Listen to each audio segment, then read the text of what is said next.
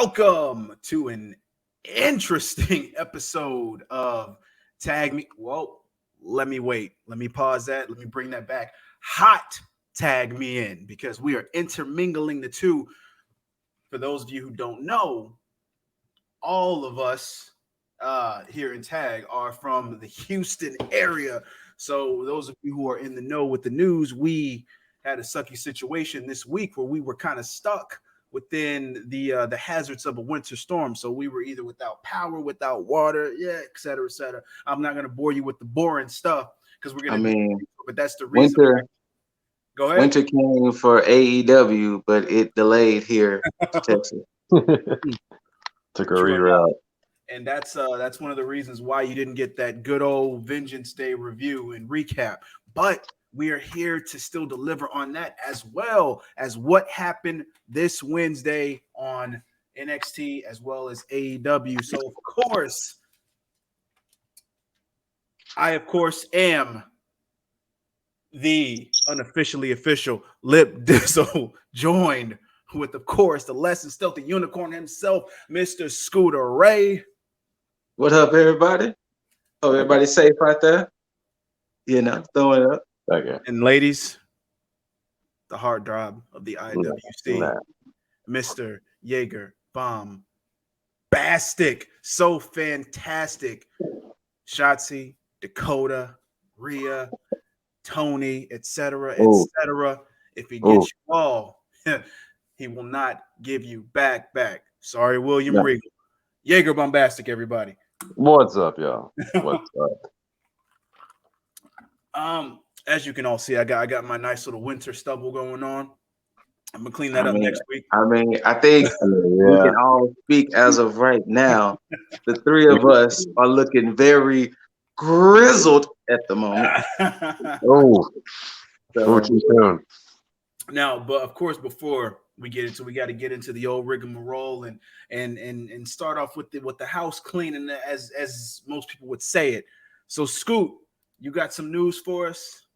All right, so I'm pretty sure we all saw the pre-show, of course. If you didn't, we saw that LA Knight, the formerly known as Eli Drake, is now part of the NXT roster. Yup. Okay. So I don't know how I feel about the name LA Knight. Yeah, I hate it. I hate it. But also, too, Taya did sign a contract. Mm-hmm. And apparently, according to sources, this next class that's coming into NXT is very female heavy. Well, I ain't gonna say female, lady driven. So apparently the ladies are leading the class of the next NXT group. So I guess everybody's thoughts and feelings on that of LA Knight, Taya Valkyrie, and the next wave. Well, the fact that you said lady heavy also validates my assumption that I'll talk about later on. So I'll save that assumption for later, because that little tidbit adds to that. So now I'm more for sure that what I believe is going to happen is actually going to happen. Now, which is in regards to the women's tag division. Oh, okay.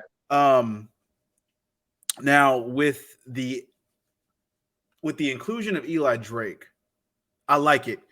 I like it, and based on what I've seen both on Vengeance Day as well as this week's NXT, is he has this bit of a Ric Flair flair. Like, if you look and when he does his promos, his mannerisms just scream old school Ric Flair. Well, I remember watching him in Impact. The fact that he was just such a shit talker, you know. Yeah. That he was just talking, and it was just like, this man can talk. Yeah. He's definitely a good promo for sure. So, and you know, of course, I don't want to say like it's not necessary in NXT, but it is definitely necessary for certain reasons, because when you have somebody who's polished with the promo like that, it helps the overall production of the actual show as well as the roster itself. So yes, I'm happy about that. And I love the charisma that he brings. And I thought I was gonna be cringy on the whole, like what I saw with the whole Ric Flair mannerisms that he had, but I feel like around now is probably the time if you want to introduce like somebody who could embody that. And I think that with him, I could see that. I could definitely see that. So let's see what he can do. Which I mean, he already has like champion written all over him now at this point. So yes, he does. I'm ready for it. As far as Taya Valkyrie, I mean, I don't want to say that it was a given, but it was a given. It was a given. I mean, I would have preferred her to go to AEW just for the simple fact of the women's division needed somebody like her. Yeah. But at the same time, with the way that the women's division is going in AEW, I think they could technically do without. So hell yeah. I'm fine with it either way, because now what I don't know is if she is just going to NXT or if she's going to main roster. They said she's supposed to start at NXT. Okay, well that's a good move. That's definitely I mean, also to the fact that we're probably going to get Tessa Blanchard anyway at AEW. Think so? I can see that too. I mean, I just don't see like I don't want her to be doing like a Ric Flair thing with Charlotte, like where they're too involved with each other. Like, please don't do that.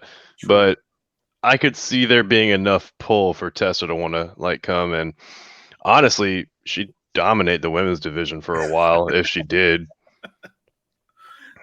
I mean, I don't think she would have it any other way anyway. With how she is, I wouldn't be surprised, because I don't think that she's gonna take like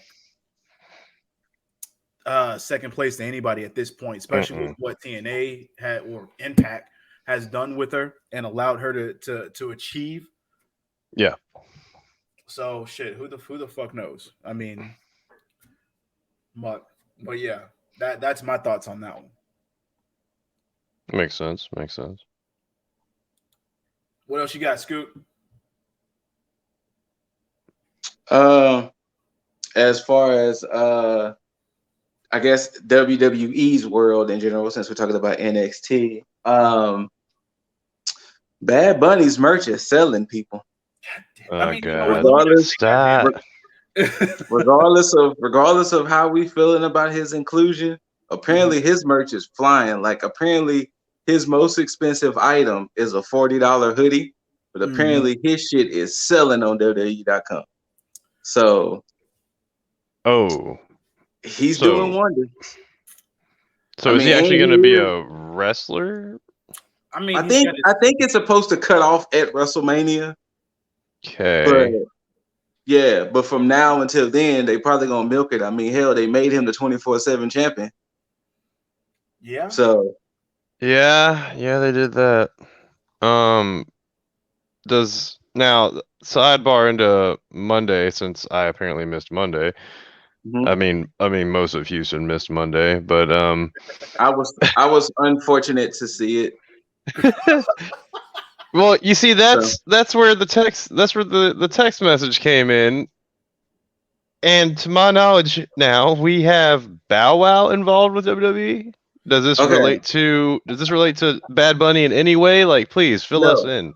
Okay, so to spin off, Bow Wow had announced either earlier in February or in January, that he was retiring. That he's retiring from rap. He's gonna put out one more album. He's going to focus on being an actor, ABC, XYZ. And one of his things was saying he wants to be in the WWE. And that apparently it's been a lifelong dream of his that he wants to be in the WWE. Well, since that came out, for like the last 2 weeks, there's been a bunch of back and forth between Boward Woward and WWE. Woward. Like, like Mike has been ruffling up feathers. Like, I know he done had some interactions with Only Lorcan, Damian Priest. Really? Yeah, Only Lorcan, Damian Priest. Like Cameron time, or is this like heat? Just tweets. Nothing. Okay. It's been okay. So officially, he announced earlier this week that he's going to train with Rikishi. Interesting. Why? So wherever Rikishi's school he does or whatever, he's going to train with Rikishi. Interesting. And I guess a big thing was he's been saying, you know, if you would have checked old footage, you would have checked old things. I've been going to wrestling shows. I've been about this. But a lot of people's thing is not so much of going there. Can you actually do the training? Wrestle. Can you actually wrestle, take bumps and this, that, and the other? Sell an ankle lock. And he's been like the Pat McAfee-esque heel ever since. Like he's been tweeting at these guys. He's been saying, "Oh, how y'all on Monday Night Raw, and y'all only got X amount of followers. I'm bringing clout to y'all. I'm putting more eyes on y'all's product." So he's just going full heel.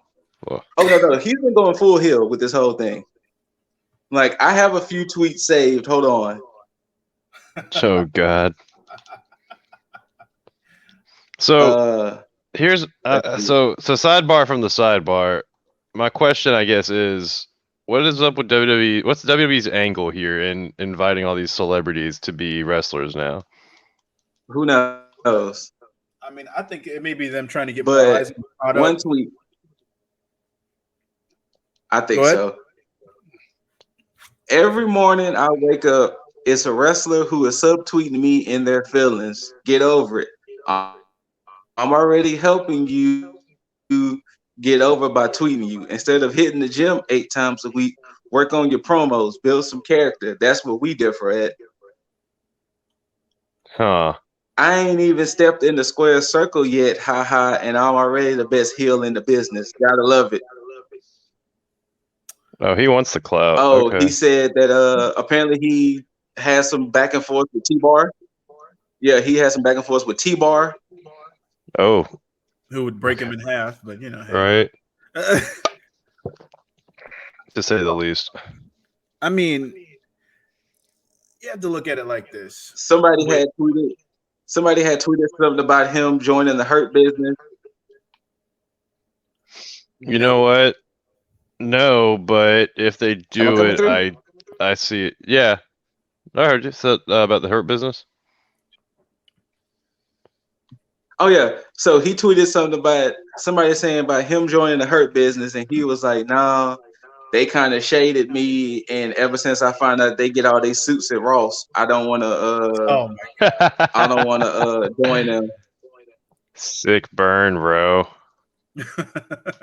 Yeah. So it's been a lot with him in this whole joining WWE thing.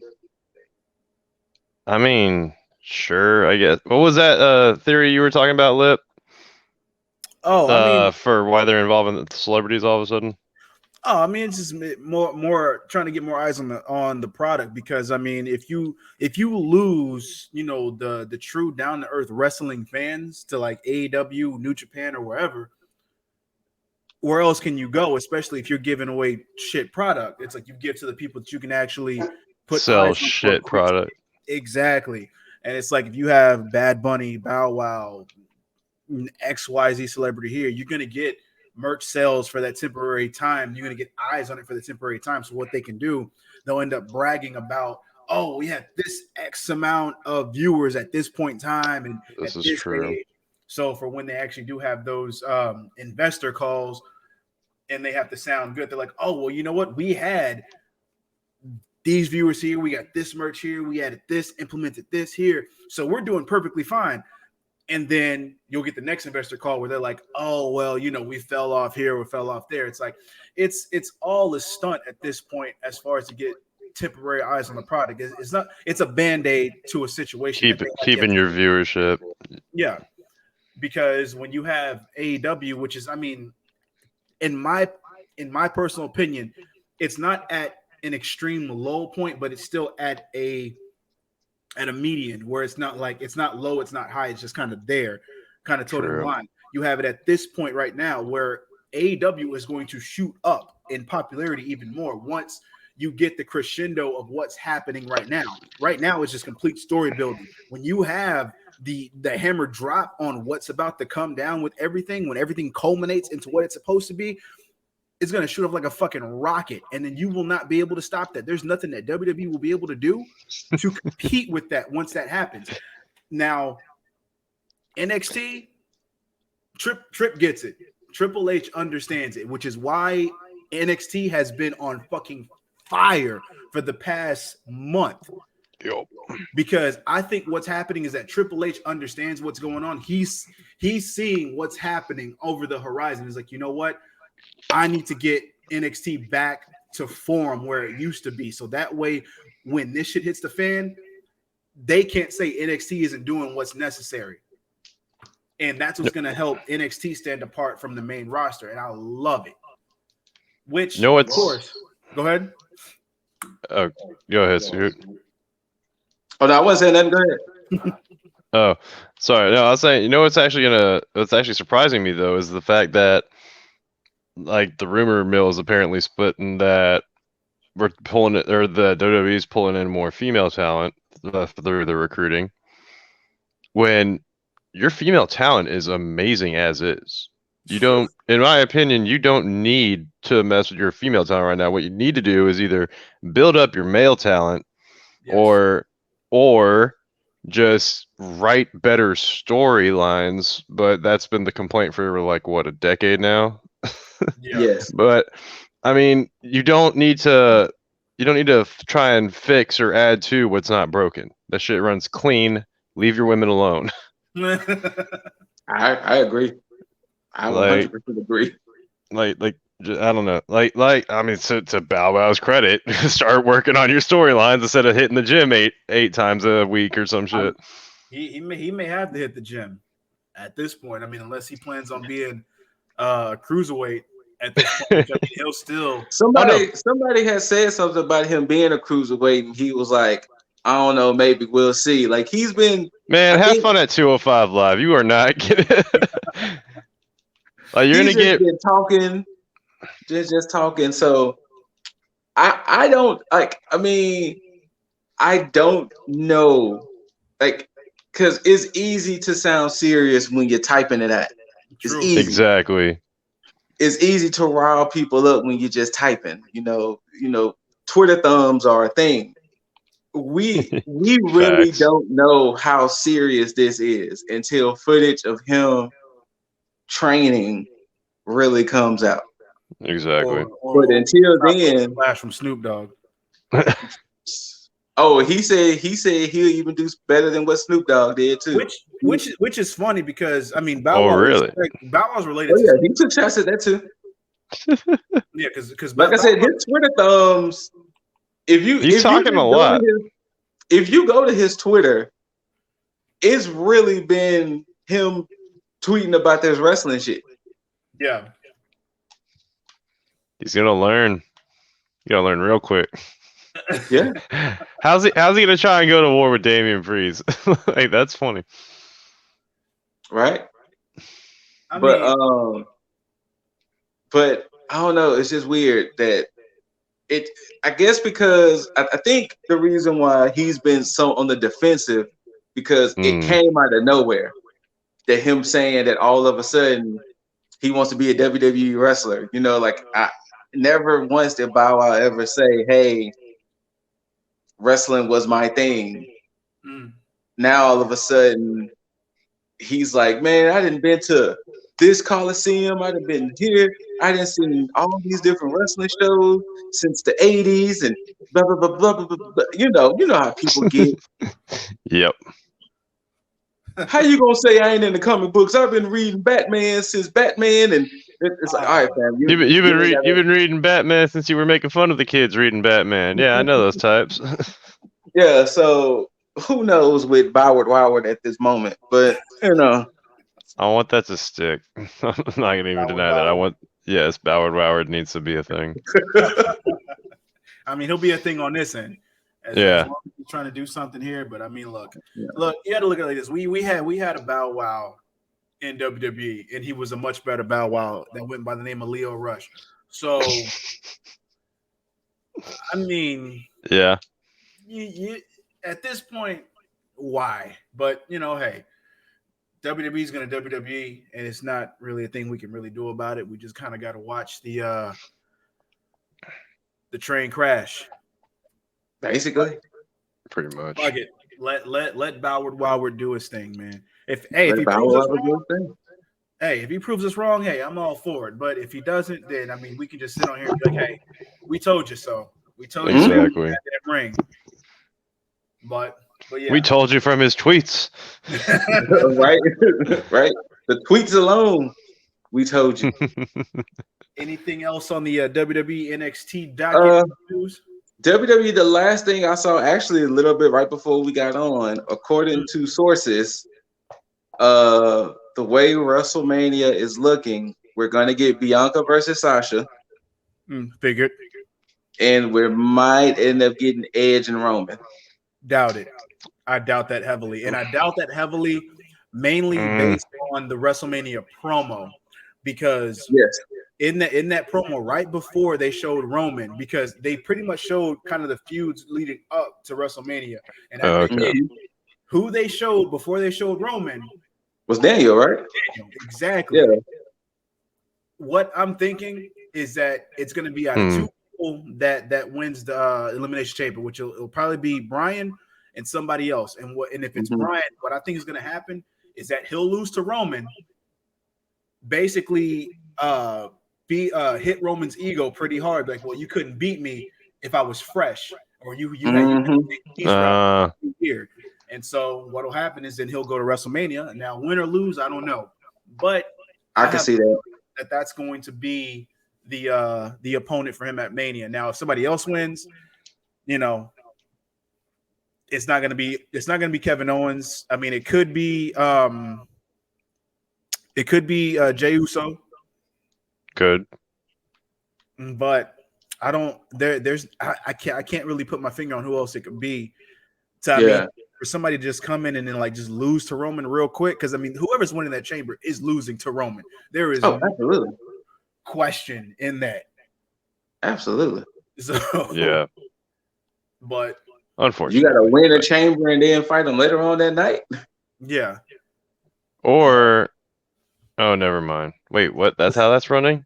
Yeah. Yeah. So whoever wins the SmackDown side, I'm pretty sure they're probably going to have their chamber match first, and then later on they get like an hour or two to refresh, and then they're going to come back and fight Roman. But yeah, that's how the SmackDown side is working. Yeah, I can see that. I can see that Daniel Bryan winning, and Jay jumps him after the match, like messes him up, and he comes out bandaged, lose. And speaking of, I guess to give a small Raw recap. Miz was cutting a promo, and Drew got pissed and Claymore Miz, and then Miz was like, "Hey, Drew, before you did that to me, you didn't let me finish what I had to say." He said, "The cards are in my hand." He's like, "I have the briefcase. You and Roman have more to lose than I have to lose. So with that being said, I'm withdrawing myself from the chamber match." Ooh. And so, I like that. So he withdrew himself. Like, it was a pretty good promo. So he withdrew himself for the chamber match. He tried to pitch Morrison to take his place. And then lo and behold, Kofi came up and was like, "Mr. Adam Pearce, I know I was champion before your tenure started, but I was a former WWE champion. So I should be inserted in said match." And so, of course, Kofi had to fight Miz. If Kofi win, he's in. But if Miz won, Morrison was in. And Miz's case for Morrison was he was a former ECW champion. Oh, that's a good play. That's a good pull, yeah. Good pull. But Kofi won, so Kofi's in the chamber match. Okay. So they had a gauntlet match to determine who was going to be the last entrant, and Sheamus ended up winning that one. And I can tell y'all 100% sure Randy will not win because Alexa Bliss started fucking with Randy. Yep. And then she had a promo where she had a pentagram on the floor, and she was like resurrecting the Fiend. So most likely at WrestleMania, we're gonna get Fiend and Orton. Now this was the more You head sent scratching. the man to hell. You burned him alive. This was And the now- more head scratching moment overall that a lot of people. I'm pretty sure if Jaeger would have watched it, he would have had so many questions. So I mean, I'm pretty sure I'm gonna have questions. There was a tag team match. It was Lacey and Yes. Peyton versus Asuka and Charlotte. No. The whole time, Lacey kept dodging the tag. And when she finally got tagged in, of course, Charlotte was the legal competitor. Lacey jumped off the apron, grabbed the mic, and was like, "Charlotte, you will not touch me. You can't touch me simply because I'm pregnant." All right, I'm gonna go. And of course, Ric Flair starts celebrating, saying, "Woo, I'm a daddy again." This, that, and the third. Nope. Now, I don't want it. the story is she really is pregnant. Like legit, like she's legit. Yeah. Like her husband. Apparently, she is legit pregnant from her husband. So, I guess she won't get that title shot against Asuka Sunday. But no. Are they gonna give it to Charlotte? We don't know. Don't do that. We don't know. It could happen. We don't know. As of right now, they haven't. Bad ideas are for me. Let me pitch the bad shit. Like no. No. I'm trying to think that anything else of importance other than Bad Bunny winning the 24/7 title. Oh, is that what? Oh, gee. Again, this is why I do not watch Raw. This bullshit here. Look at your highlight. Bad Bunny won the 24/7 title. But it's how he won it that was the weirdest shit. See, this is the reason why the 24/7 title will only be a comedy title. Mm-hmm. So Bad Bunny and Priest was backstage talking. Yeah. Of course, Truth comes running, and Tozawa rolls up Truth. So Tozawa becomes champion. Tozawa backs into Priest. Priest throws him to some studio equipment cases and shit. And then Tozawa's on the ground laying there, and Priest looks at Bunny like, "Go on and do it." And Bunny just pins Priest, and it was like, see, this is the reason why this title will never be something of importance, because Priest could have easily did it. Well, shout out to Priest for not doing it, because true. Like, no, that's actually, I like that, because he's like, I'm above that shit. Exactly. But yeah, so Bunny pins Tozawa. Bunny is the champion, and I think the goal is for him to have the belt when he performs on SNL tomorrow. So he can bring more WWE relevance. Mm-hmm. Ooh, that'd be cool if Truth shows up on SNL and takes it back. He mentioned that because he said something about that. SNL has always had like this partnership with WWE for like the longest. So yeah, I mean, remember Michael Che and Colin Jost was part of WrestleMania 2 years ago. So Truth. So Truth did say something like that. Shout out to Colin Jost for marrying Scarlett Johansson. Wait, what? Like, oh wait, y'all didn't know that? I didn't know this. Right? Like, in what world would them two had? I mean, this is almost as bad as like Pete Davidson when he got with Ariana Grande, but I mean, right? Like, but props to you, Colin Jost. Good shit, man. But that's really it with WWE as of right now. I mean, I got maybe one bit of AEW news, but I mean, I can do the AEW news right now. I guess Cody did an interview, and they asked Cody, could he see a AEW WWE crossover? And he was like, I don't see why not. Yeah. I see more of a WWE NXT. I mean AEW and NXT crossover. Yeah, same. Yeah, 100%. Because I don't know the stance of Vince McMahon right now. Yeah, and this again, more credence to my prediction with a lot of things as far as NXT goes. But yeah, with that, let's go ahead and dive into All right, Mr. Host. the wonder that was Vengeance Day. Look, of course any fucking takeover, I'm always amped for. But this, with me expecting a good show, there's a lot that I didn't expect on this show. Ooh, boy. And You can say it again. And I Ooh, will boy. tell the viewers this right now, to the viewers listening and watching this. We're going to be all over the place. I can tell you this right now. It may be structured, but it's going to be bouncing It's back. gonna be a little scattered. Yes. Before we start, the ladies stole the show. Yeah. Yes. Yes, and then an asterisk on my end. But okay. But with that, we got to start with the ladies. So of course, the Women's Dusty Classic Finals. I mean, which holy fuck. Who said from the beginning who was gonna win that thing? It was a general consent. Well, outside of Jaeger, because Jaeger has. Look, man, I can dream, can't I? I can dream. But yeah. I mean, I knew. I cried, but I knew. Boy, look, Shaq. That was you know what? I'm not gonna lie.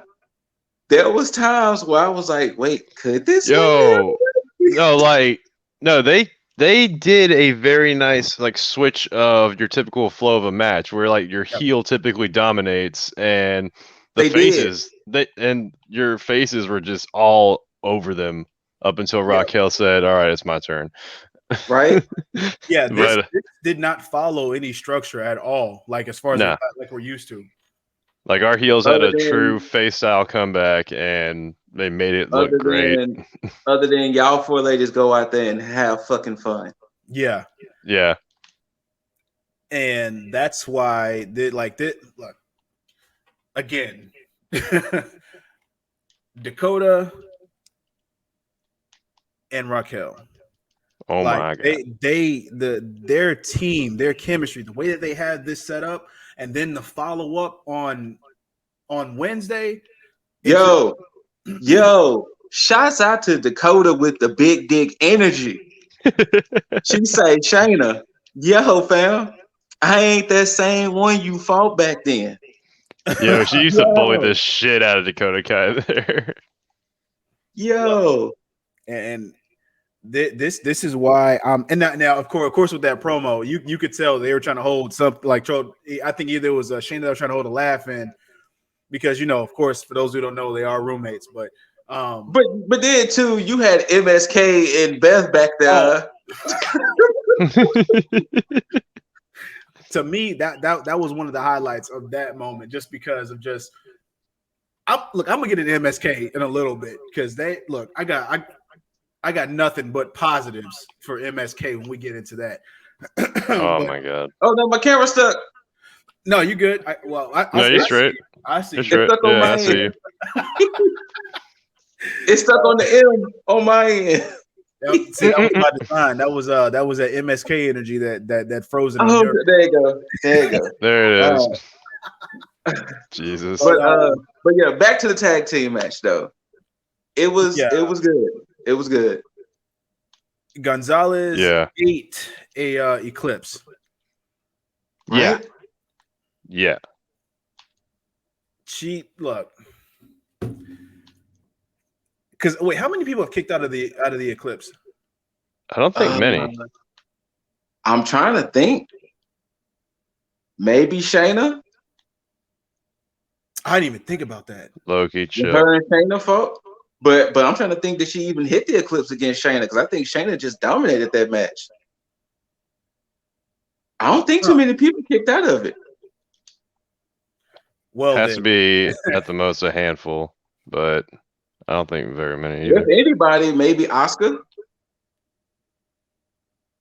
maybe Oscar. Maybe Asuka, because I know in WWE she never got a chance to fight big people like that to really hit it like that. Oh, that's So true. That is true.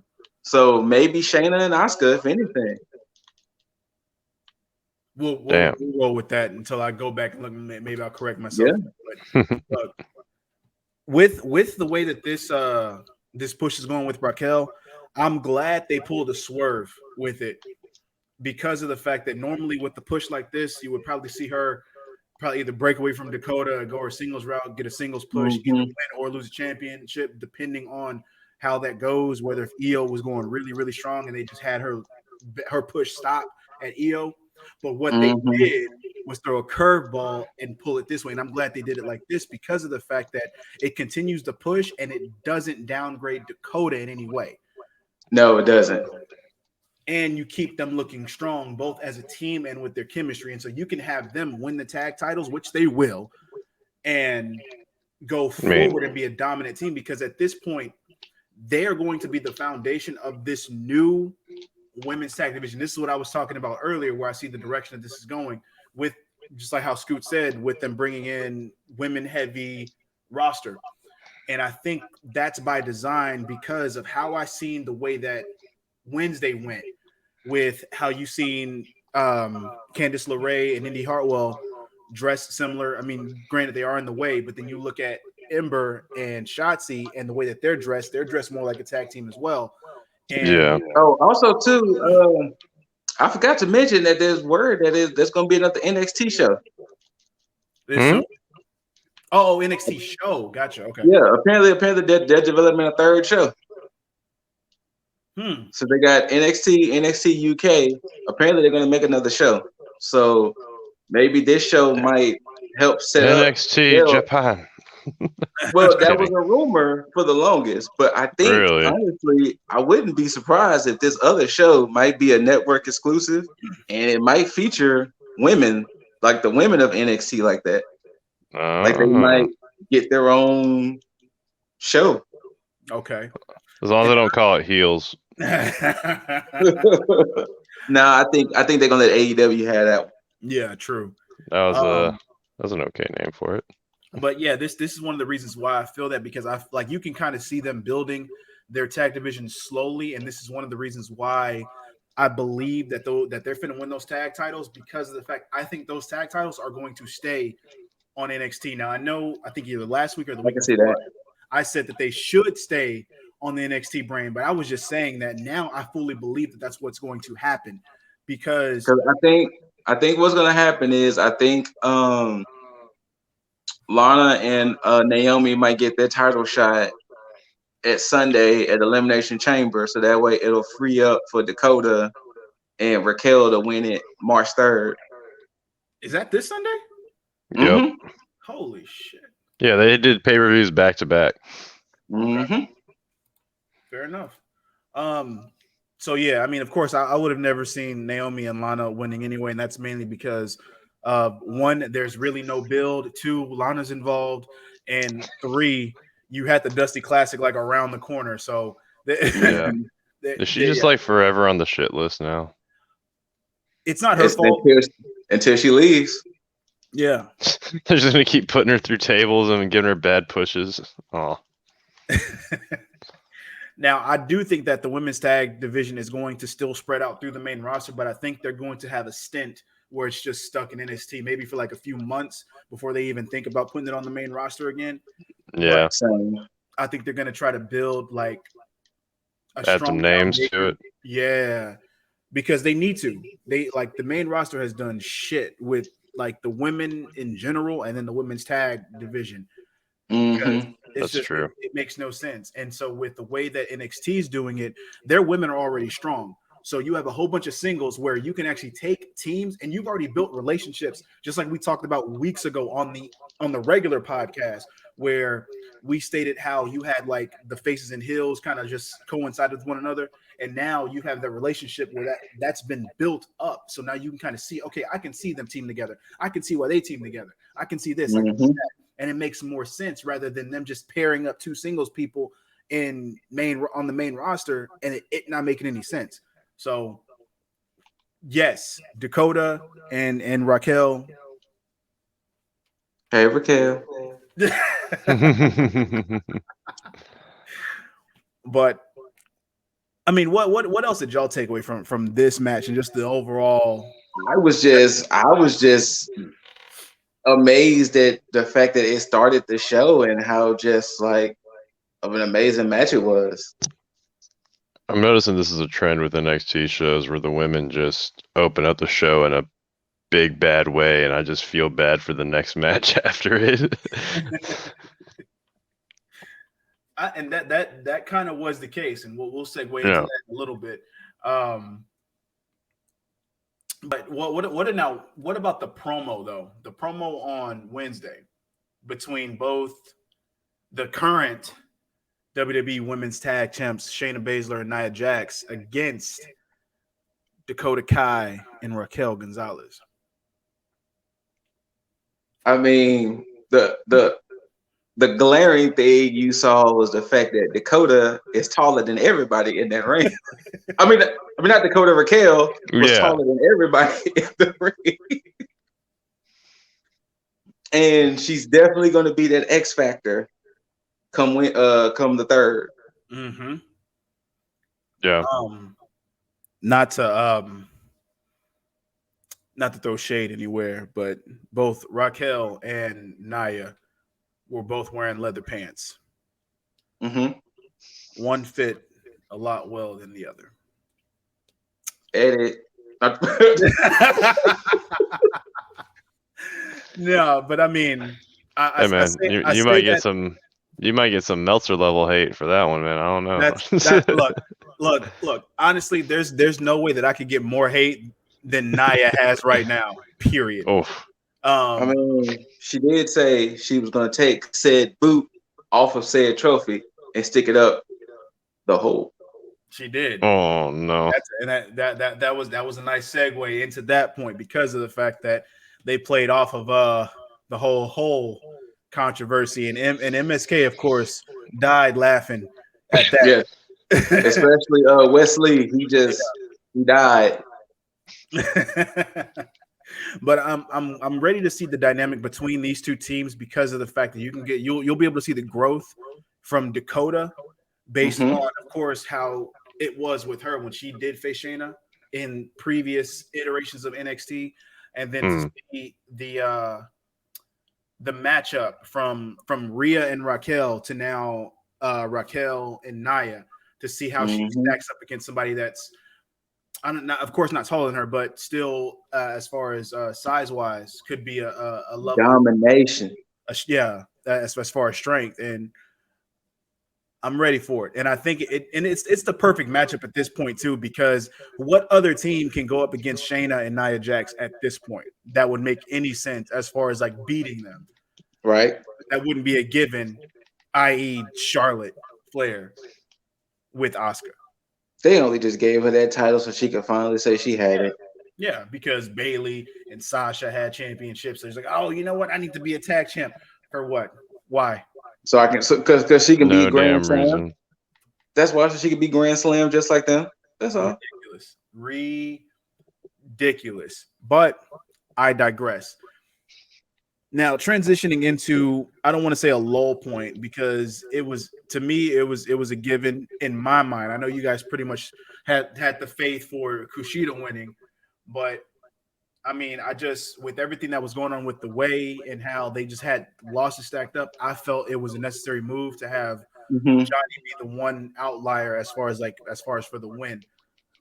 This match was not bad at all. No, it wasn't. I just hated how Kushida has like this start-stop push where Me too. Because he's not the type of person where he could suffer a loss and then bounce back from it. If he loses back to back to back to back, and like you can give him like regular wins here and there on NXT TV, but when it comes to like the main things that he's supposed to be winning, like the big match, losing those hurt him more than what he gains from winning from like these bullshit matches, i.e. with Tyler Russ. So yeah, it's really jacked up because now I don't see him winning any championship, at least for when it matters. I think if he does in fact win it, I think it's not even going to matter at that point. It's not, because the thing is, I mean, at this point, what title can he win that's gonna be like, oh hey, Kushida? Because I mean, it doesn't make sense right now. He wins the NXT championship because that's tied up into a whole other situation. Yes. And so with him not winning the North American championship, like you said, it seems like it's about to go to Loomis. So 205. I mean, that's the only thing I could think is that him taking like the cruiserweight title. That's maybe That's where like the best case scenario. That's in my opinion. They may be building that up to him getting a cruiserweight, I guess. Yeah, because Cross already is he's about to take out or he did take out, what's his name? No, not yet. He's going to. Not yet. Oh shit! Thank you. Too many events right now. Anyways, next week they're having it. Yeah. Cross is about to take him out, so I assume he's either moving or going somewhere.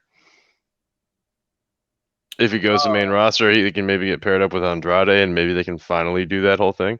But assuming he loses that belt, then yeah, I'd like to see Kushida take it then, because this is just a big tease. Like Johnny Gargano wouldn't have lost anything if he lost this belt.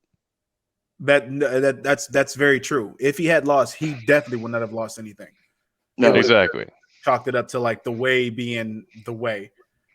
Yeah. You could have especially done that, like involved the way in it at some point to where like Kushida like gets the upper hand or he tricks one of them to where they attack Johnny or something, and then you take a W that way. Yeah. And I think that was probably part of what they were doing for the misdirect when you had his entrance and you had Loomis behind kidnapping Theory. Yeah, and then the whole way just basically, Johnny sitting in the way back to go find Theory. That was their way out to have him lose the title on Loomis, and then win the title back from Kushida, then end up losing it to Loomis. But that still would have been completely convoluted, with the title bouncing back and forth. But I mean, it wouldn't have been a problem with it bouncing back and forth because of the amount of contenders that you have that's coming up for the North American title. Yeah, it would have done nothing but help the title and basically the intrigue of it for everybody wanting it. Because like we're going back and forth between Vengeance Day and NXT. I mean, Swerve basically said he's done with the Cruiserweight title and he wants the North American title.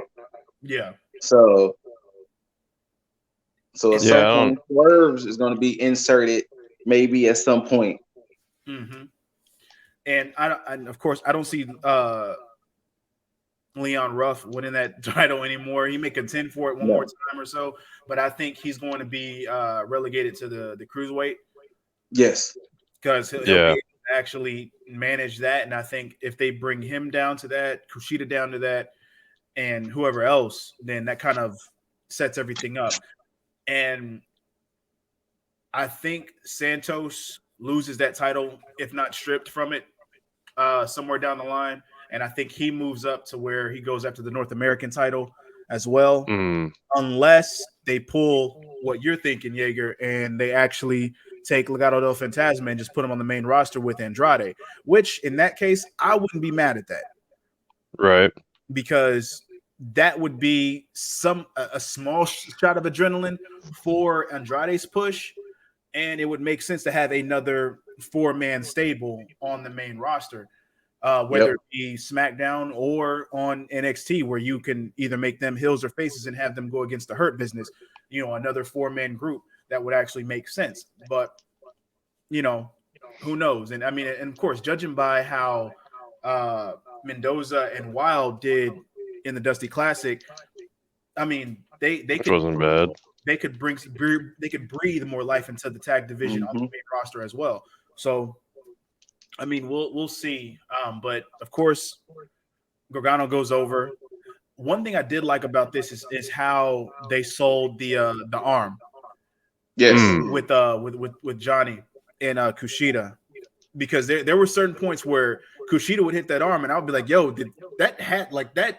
That could not. They could not have just sold that. That had to have some type of stiffness to it." Impact. But Johnny's fine, judging by NXT TV, or at least he's faking it. But I think he's good. How you feel about Johnny's X-Men gear? Oh, now that was a thing, because that was pretty cool. I was thinking that it was more. It had Wolverine flair to it, but of course had the X-Men colors, obviously. But that's what threw me off a little bit, because I was like, nah, the boots kind of had that Wolverine feel to it. I think it was more Wolverine eccentric, but he did say on Instagram, Age of Apocalypse. Okay. Yeah, that does make sense then. Wait, is he talking about the movie, or is he talking about the comic? Because I'm pretty sure he's probably talking about. I hope he's talking about. I haven't seen the movie. Pretty sure he's talking about the comic. Okay. Pretty sure, yeah. Because I mean, there wasn't any Wolverine in that movie. Yeah. But and it wouldn't have saved that movie either, just for that. But I'm glad you brought that up, because I told myself I was going to talk about that too, but it just I was thinking about other shit, and by other shit I mean the next match, which took me by surprise completely, and that was the men's final. AKA, this is my favorite match of the night. This honestly was my favorite match of the night, and I know that I waited for Balor and Dunn for so long, and we all wanted that, but this match surprised the hell out of me, both with the match itself and with the finish, because of course we all said I knew if I was a betting man, which I'm not, I would have lost money, because I knew GYV was taking it. Yeah, and same. And even throughout the entire match, with the way that this whole match was going from beginning to end, even up into the end, I was like, okay, GYV is going to win, but they are building up a showcase for MSK. Like, they're going to make them look hella good in the loss. And when that 3 hit, I was just like, I will say this. They went at it. The way that match was going, it could have went to either team. Yes. Could have went to either team. Now, quick little tidbit. Did y'all pay attention to the opening song from Josiah, his little Vengeance Day rap? Yeah. Now, did you see that he could have revealed what MSK stood for? No. Yeah. In the Vengeance Day rap, he said he was saying something, and then he said, yeah, or could they just be some must-see kids? I mean, that's man. I mean, it look, I wouldn't put it past WB to have that as what the acronym stands for. Yeah. But I still kind of like the intrigue of us not knowing what it is. Same. Yeah. Because I think it could be a running gag. Like, if they get asked, it might end up being because I would have thought Beth would have had asked them, what MSK stood for, and then that's what Dakota and Raquel music would have hit or something, Oh, that would have been nice. Yeah. So, but yeah, they went to war. That was a war. Now, one thing that kind of that gave me some shock value was that Doomsday device that did it outside the ring. Yes. because when they prop Wesley up and they hit that Doomsday device, his like the way that the velocity he hit when Well, going. I Yeah. mean, obviously he hit the table pretty hard for Tony not to hit her spot later. Oh yeah, because when he dove over the turnbuckle outside, then he came out and hit the oh yeah. He inadvertently took 12 minutes off the women's NXT championship. Oh, and I'm 100% saying MSK is taking them tag team titles. Yes, they are 100% taking.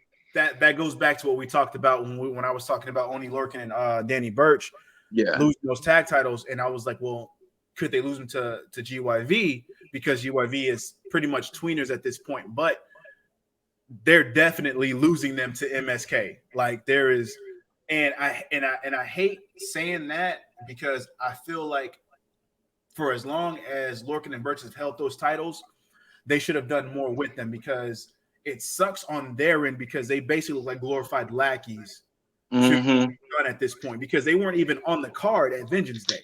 And you would think they would have been or had at least had some type of presence outside of anything dealing with Pete Dunne. I mean, hell, they didn't even confront MSK Wednesday. And I assume that they would have, but that also lets me know more so now that they're going to lose those titles to MSK. Oh yeah, it's over. Yeah, it's completely done. But again, the way that this team is, and so much so now,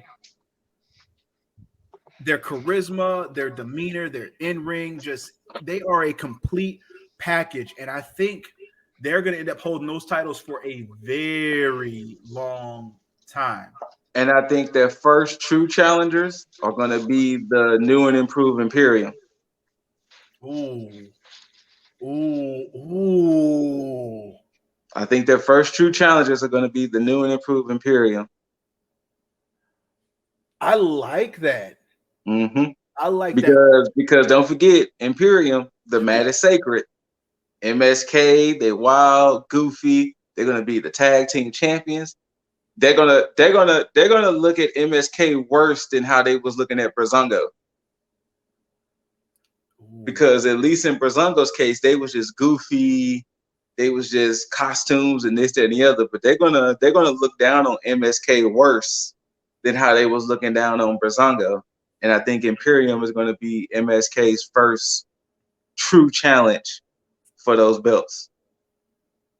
I like that. I mean, I think MSK will still retain, but I think their first true challengers are going to be Imperium. I see that, and I see that helping them be that pinnacle of like their growth even more. I don't even know how much more they have to grow at this point because they're just fucking polished. Yeah. But I think GYV are going to be like their continual adversaries. I think like that's going to be. I think so too. Their rivals at some point. Like that's going to be like they're going to have the best chemistry.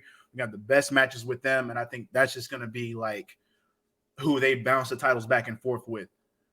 I wonder though, is there a plan of GYV going to the main roster?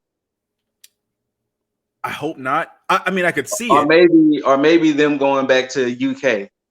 I don't know. I mean, if I had to choose between UK and the main roster, I'd probably choose main roster because I think that they'd be more beneficial on the main roster because of their overall package that they have. They're suited for that. And I think they could do the same thing that I was saying MSK would do if they moved them to the main roster, which would be inject that adrenaline into the main roster tag division as well. And I think like it'll be a resurgence of the full tag division if they put GYV or MSK on there, But I would rather them go to main roster than NXT UK because I think they need more exposure than just the UK. Okay. Speaking of the UK, Volta just passed Pete Dunne's record. That's a big ouch. Not surprising but still a big ouch because Pete Dunne was still a hell of an NXT champion. Yes, he was. Or NXT UK champion, rather. But, yeah, so Walter just passed it. Well, congrats to that man. Good shit. Yeah. You deserve it with everything you put yourself through and put other people through. But, especially the second one. But oh yeah, with Dragunov, shit. Especially Dragunov. Now all these Tekken characters' names in here.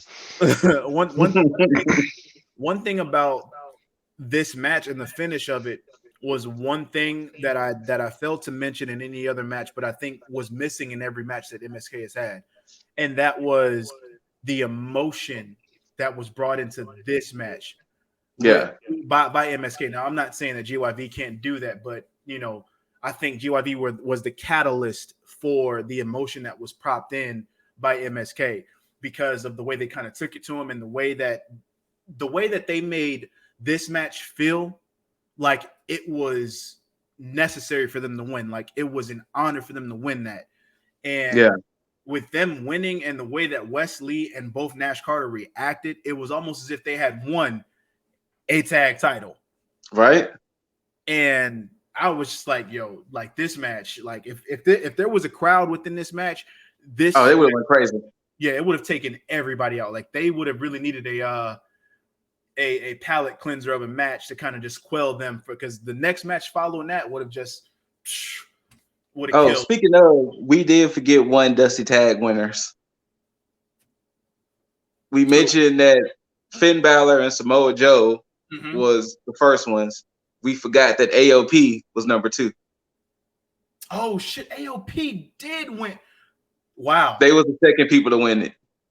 That's see, justice for AOP. Granted, they're not there no more, but justice. That list is getting longer. It is. I'm gonna have that shit on the fucking track. Once I get that damn list together, y'all gonna see. Yeah, we forgot Akam and Razor. Which that was wasted on the main roster. They had it was. Granted, I mean, I forgot which one of them got injured. I think they both got injured at separate different times, but they got separate at different times, yeah. With what they were doing with Seth Rollins and his disciples, like I saw good things going for them, but it just didn't work out. So wherever they go, hopefully they get the justice they deserve. Yes, so we'll see. But again, MSK wins. They take it. They are this year's Dusty Classic winner. Well, on the men's side, so now we have to say that because now they have it both separate. And one thing that I noticed too is that they don't have separate trophies. They actually end up putting the women on the same trophy, just like in different on the other side. Because on the top, where you have the men's winners, on the side you have it kind of crossed out with the line. Because now where they have MSK, you have Dakota and Raquel next to MSK on the women's side. So I do like that they didn't do separate trophies. Yeah, because we all know main roster would have really just had a field day with getting some type of prop for the women to separate them from the men. But I think NXT both Regal and Trips knows that the women are holding up the show. So it's like if they're holding up the show, you put them right next to the men and let them know these are the pillars of what's going on in NXT. But next up, I did like this match. I wish we would have seen what would have came out of that extra 12 minutes. Because of course, after NXT, Triple H even said on the call that they had a whole extra 12 minutes that they had left for this match. But that was based off of the table spot where Tony looked at the table and it completely imploded.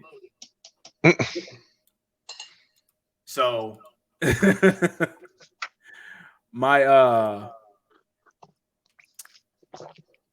kind of knew that EO was going to win this. Like there was no same doubt in my mind. that she was going to win this, but at the same time, Tony though. huh? I said Tony though. Tony though. and Tony though. Tony is the highlight for more than one reason. I mean, there must be an echo in here because Tony though. Tony though. Just Tony though. Tony was meant to go through this match and not meant to win because of course what happened on NXT TV, it goes to show that they were basically using this match to set up for a singles match between Io and Tony. She got the woman doing the photo shoot. Yes. And of course, in any triple threat match, one person is always the extra person meant to take the fall because they need to make both people the one that takes the pin and one that doesn't take the pin to look strong. And that other person was Tony, obviously, because Martinez is the one that got covered. So I hope he didn't get hurt for real. Yeah. That looked like a nasty bump. I'm hoping because Io hit knee when she did that moonsault. And she always does. I think she hit Tegan in the mouth. I think Tegan's mouth hit her when they had their championship match. I think she probably hit Candice. It was either Candice or Dakota that she had hit too. But it was Rhea as well. Yeah. The way that she them knees just fine face like immediately.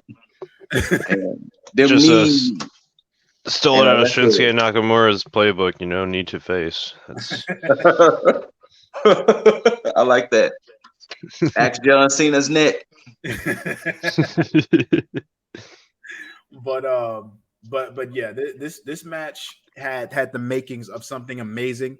We just didn't get to see everything. Now, of course, we've seen Tony versus Io before, and that match at Evolution was amazing. And I can only imagine what part 2 would be when they finally go up against each other, when there's a title on the line, when it's just those two. When it's just one-on-one.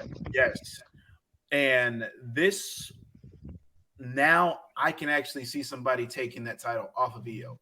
And yes, that person could be Tony based on the fact that she's actually beat Io and has her number. Now, that's not to say that other people haven't beat Io, but in this instance, it's more of a psychological thing because Tony is rubbing it in more that, hey, I beat you when it mattered at this point. And I like that. And the fact that Tony didn't take the pin in this triple threat match is more ammo and more fuel to the fire for her to brag about, hey, you won that match, but you didn't pin me. Yeah, you won, but you didn't beat me. And so that's going to be more, and I think that's going to be the setup for this one-on-one match I think it's going to be, well, yeah, cool. You got the win. Yeah, but you didn't pin the person that it mattered, though. And I love the setup, and I can actually see Tony actually taking the title. I can see it too now. So, because at this point, I don't know any other contender that Io would have if she beat Tony. Me neither. And I think what's going to happen is that this is going to be, matter of fact, yeah, I'm calling it out. This is going to be Io's send-off match, and I think this is. I can see it. I guess she goes to the main roster. She loses at a Mania and goes to the roster. Yeah, but I think Tony takes, and I think this starts off just like you guys have been talking about with the way the women's division is going. I think this is going to be the next chapter in the women's division, and both with the tag, both with the new champion, new contenders, everybody, like a whole complete new chapter. And yeah, I'm more intrigued now because of everything that's happening and because of everybody that's stepping up, both with the tag division. You finally get Casey Catanzaro and Kaden Carter some shine because they can contend for the tag titles.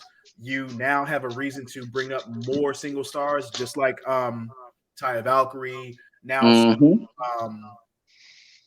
Xia Li, and all the other women that's coming in. And so many other, apparently. And it's since we are talking about Xia Li, Kaden Carter, and Casey Catanzaro, let me just break this up from Wednesday. I talked about the whole seesaw I'm having with this intrigue and lack of intrigue, and this week set it up again. And I'm like, okay, now, and I know Scoot, I know you've been like all about it completely. I'm here. But for this situation, I'm like, okay. And now with the idea of Tony being the new champion moving forward and seeing the elevation of everybody else, I'm like, okay, Xia coming, baby. Xia has a place now, so more than ever. So all I'm saying is, if anybody was to walk up to me and say, "Hey, I must purge you," excuse me. That's an open threat. Right. I don't know how to respond to this. Excuse me, sir and or ma'am. Excuse me. Whatever your pronoun. Pardon me. You must purge me. It's like I don't like that. Like purge me. Do I look like crawfish to you? Like it's like you sure you just don't want to just whoop my ass? Like that's cool. We can just kind of go. Exactly. Like, we can just fight. You don't gotta purge me. Purge me. Jeez. It's like I'm not sure what's gonna happen after said purging. So I don't, if I don't know the end result of it, I don't think I want to be a part of it. So like you want to purge me? Is like all crime legal between now and like 6 a.m. Like right. I think it's what they're saying. It's like, yo, what I'm gonna do to you will not be legal. So just beware. right. I must purge you. But I think this is the best way to go, and I think this is the way that it should have gone initially. I think she should have had like an enhancement talent, demolish the next one, and then have Casey Catanzaro and Kaden Carter come out and be like, hey, why are you doing this? What's going on? And then of course Casey Catanzaro being the initial domino and everything, because you just go up the ladder, because her stature, perfect person to kind of just purge, beat up. And then of course by proxy it's going to be Kaden Carter next, I'm sure. Avenge Casey Catanzaro. So rest in peace in advance to Casey Catanzaro, because the purging is happening next week. So we shall see what happens with that. It'll be amazing if they somehow can get that purge siren. Oh yeah. I mean, what if Xia Li's said purging is going to be like Mark Henry's Hall of Pain? I mean, she put the mark on her hand. Mark Henry. She put the mark on her hand, and she was like, "Hey, I must purge you." So I can see that being the thing between now and all of her peeps, that she's gonna put the mark on them, and that mark is like, "Uh-oh, you about to get this work." I like the idea of that because of the build up for it. Because if she demolishes everybody, she puts that mark on, and it gets to somebody that is very, very credible. Oh shit! Like now I want to see. I'm here for it. Yeah. So good shit, Xia Li. Y'all found a way to get me back in the boat. I'm here. Let's see what happens next. A little sidebar on the women's, because we are stuck on this women's division. Zoe Stark, when she came out for her solo match on Wednesday, I was like, why? Like, what's like, I really don't care. And then the match happened, and then she hit a few things, both that running knee and then her whatever variation of go to sleep. What was it? The finisher, the little rotating flip. Yeah. I was like, okay, you got my attention. But then again, that's more reason why I think, okay, this women's division is about to be built up again. Like they're about to bring in new stars and just have them just like, we're about to put names to y'all. We about to just women are about to take over this whole just show, this whole brand. So yeah. But the women of NXT, it's about to get lit. Now, before we Truth. get into the main event of Vengeance, as well as what happened as far as the fallout on NXT, I want to talk about the in between, because we did talk about Kushida. We talked about the North American Championship division and how Swerve and Ruff are going at it. Bronson Reed is now throwing his name into the. Well, I mean, he did throw his name and had a long time ago, but now he's making it very apparent that okay. And this is what I liked about that is the fact that yeah, he's cool with Kushida, but he's letting him know it's like, yo, it's still about the title. So if it comes down to us, cool, rest up. But I'm letting you know that I'm going after that. So I want that. I want that belt, baby. And now going to the North American champion, Mr. Johnny Gargano, and the situation that he's got going on with the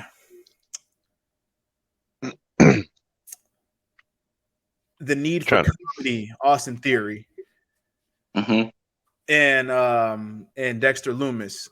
I like this because now one thing I did say before is I figured that Dexter Lumis and Austin Theory would actually have a match, and that would be like the setup for Lumis going after the North American Championship. But I don't. I mean, I know he's getting the title shot, but I don't know what's going to happen like now with what's going on with Austin Theory, like because it doesn't seem like he wants to hurt him. It just seems like he's just getting him out the way.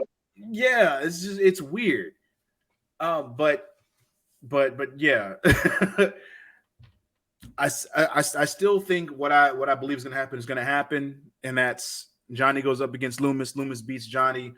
Lumis holds it for a little bit and gets beat by Cameron Grimes with the amount of heat that he's going on with Big Money Grimes, and always he's going to go to the moon with his money as well as the North American Championship, and then eventually lose it to somebody. But do y'all think anything different as far as that, or? No, I mean that sounds like the perfect setup and picture of the only way I see it differently is if they pull a weird situation where, let's say, Balor, Cross, insert name that I'm not gonna say, unless they call all of them up ASAP and they have to battle out for a new title picture, which I could definitely see Grimes being in the world title picture. But I could see that situation playing out the exact same way you were saying it. Okay. Yeah, that's a solid roadmap for it. Yeah, I agree with that too. And with that, I mean, outside of like Cross, I mean, Cross is going to beat Santos next week. That's happening. If he gets him in the ring. But I do like he has yet to lose, right? Correct. Nope, he hasn't lost. Yeah, he's our doomsday boy for now. Yeah, this is a solid like break for him. A little filler time for him where he doesn't have to bring up the title picture, but he's already let it be known that he's going after the title. And I like that. It's not something that's like, you know what, it has to be done like right now. It's like, no, you have your fun with that. I'm gonna handle this shit over here real quick, but just know but TikTok. There you go. And that's why it's so perfect.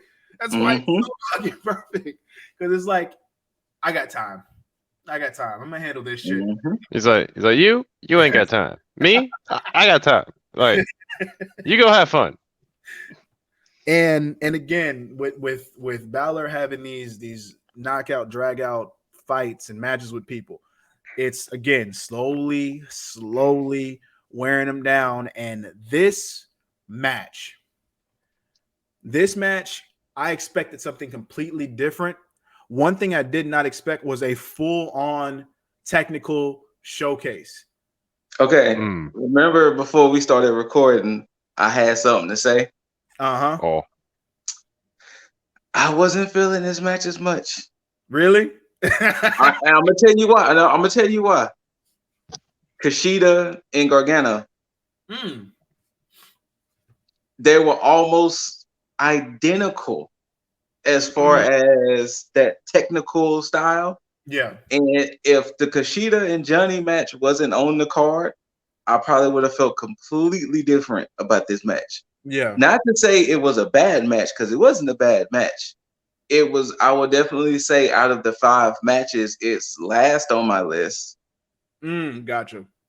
It's definitely last on my list. But, and I said, I think that's only because Kushida and Johnny were on the card. Yeah, and that's where we differ on that one, because the Kushida and Johnny match kind of took me out because of the technical aspect of it, because I figured that like they would have had more of less of the joint manipulation in a sense.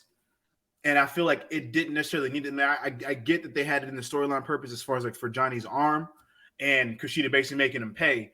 But I was like, okay, but I felt like the story for Balor and Dunn was more centered around like one the mind games with Balor kind of telling Dunn to wait in line, and then Dunn coming back and mess with him every, like the whole cat and mouse thing. And so for me, the match in itself kind of symbolized that, just more at a face-to-face deal where it's like, okay, well, fine.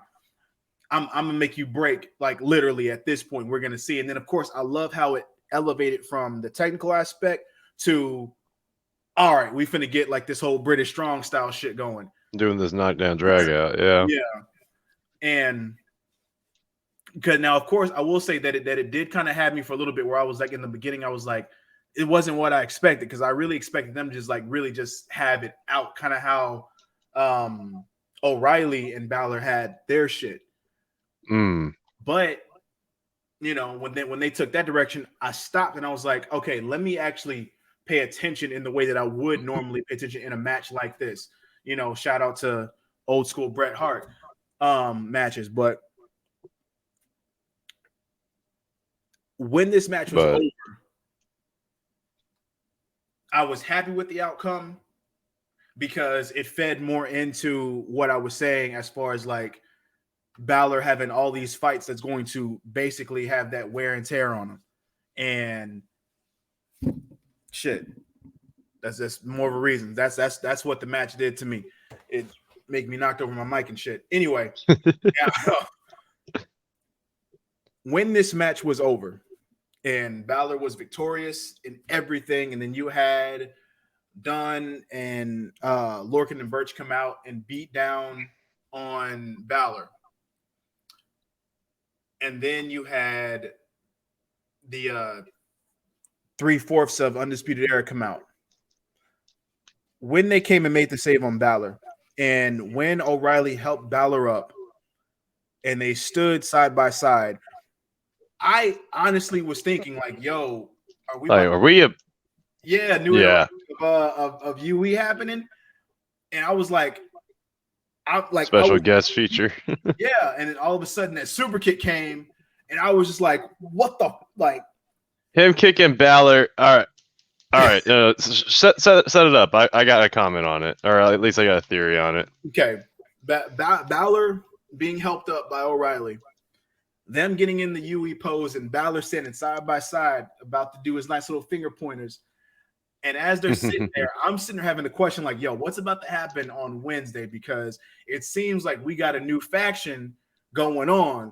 And then out of nowhere, shout out to Shawn Michaels, like the super kick. Shawn Michaels is the only one that can throw a super kick like that. Cole hit that super kick like nothing. And I was mean. It was mean. Just, like no remorse implied at all. There was just like he wanted to hit the fuck out of Finn. Mean. And to see the discord between Strong, O'Reilly, and Cole, just kind of just like what the fuck is going on? Like, and then to have Cole again, still Shawn Michaels shit, talking to Strong, and then all of a sudden cock back, kicked O'Reilly with it. I'm just like, oh, this to me, like if you were going to break up UE over Finn Balor, right? Over Finn Balor. Well, the thing is, and I believe, because I mean Cole hasn't said anything yet, but I truly believe that this was kind of build up from what everybody else was kind of rumoring before, with O'Reilly going after the title the first time, and they're thinking, oh shit, it's going to be the NWE. I think what they did was very smart, was build it up, have O'Reilly have 2 shots at the title, Cole playing second fiddle, going in the Dusty Classic, and then doing all this, and then it just is just building up, and then finally when they go out and sit there, and they've gone out and helped Balor so many times, and I can see Cole being like, why are we doing this? You're sitting here you're being friends with him. It needs to be about the title, needs to be about the gold. Like, we need to be going after championships, not helping said champion that told him the title that we should have. And him just basically being like, you know what? I'm over it. You know, I'm going after what I think is mine, period. So, yeah. But my thoughts were pretty much talking about what you had mentioned before, is like, it played off the fact that Kyle O'Reilly is more your face leader, like you said before. Well, and this kind of went like in that direction. It's like, all right, we did our thing. We had our little run as the good guys. You know, we helped out here and there. But Adam Cole reeled it back into his rightful place as like the heel leader. True. And it was like, all right, we're done being nice now. We want our gold belt. We want our belts back. We're tired of this shit. Let's get back to business. Well, and people are bringing up the whole Evolution situation when Randy won the title, and Trips was like, you shouldn't have done that, Randy. So it's kind of thing like, you shouldn't have been so friendly towards the champion, Kyle. True. Yeah. But boy, did my heart break. Just so, like, no. As a guy that caught only as the guy that only caught like pieces of NXT, what was the bit or what was the segment all? So I'll take this one. Go ahead. Okay. Kyle started the show and was like, I don't want to hear from shit else. I don't want to hear from nobody else. I want answers. And he was like, not only do I want answers, I want answers from you, Mr. Adam Cole. Mr. Cole. And he said, don't worry, I'll listen. But then afterwards, I'm gonna punch you in the face. But but he said, I want to listen. And then of course the music hit and Roderick Strong comes out. And he was like, no, Roddy, I don't want you out here playing Peacemaker or none of that. I want Cole to come out. Cole needs to answer for what he did. Then after that, Finn's music hit. And Kyle is just visibly upset in the ring. It was like, everybody is coming out except the person who I want to come out. Right. And then right when Finn was trying to say, no, I have a beef with you, Kyle, because you were saying I could trust y'all. And look what happened with your man and everything. And before he could really get his words out, Dunn and the gang attacked the three of them, which set up that 6-man match as the main event. Jeez. And with that, Dunn and the gang won the match because of some shenanigans happened. I can't remember. And Dunn hit the bitter end on Finn Balor and actually pinned Finn.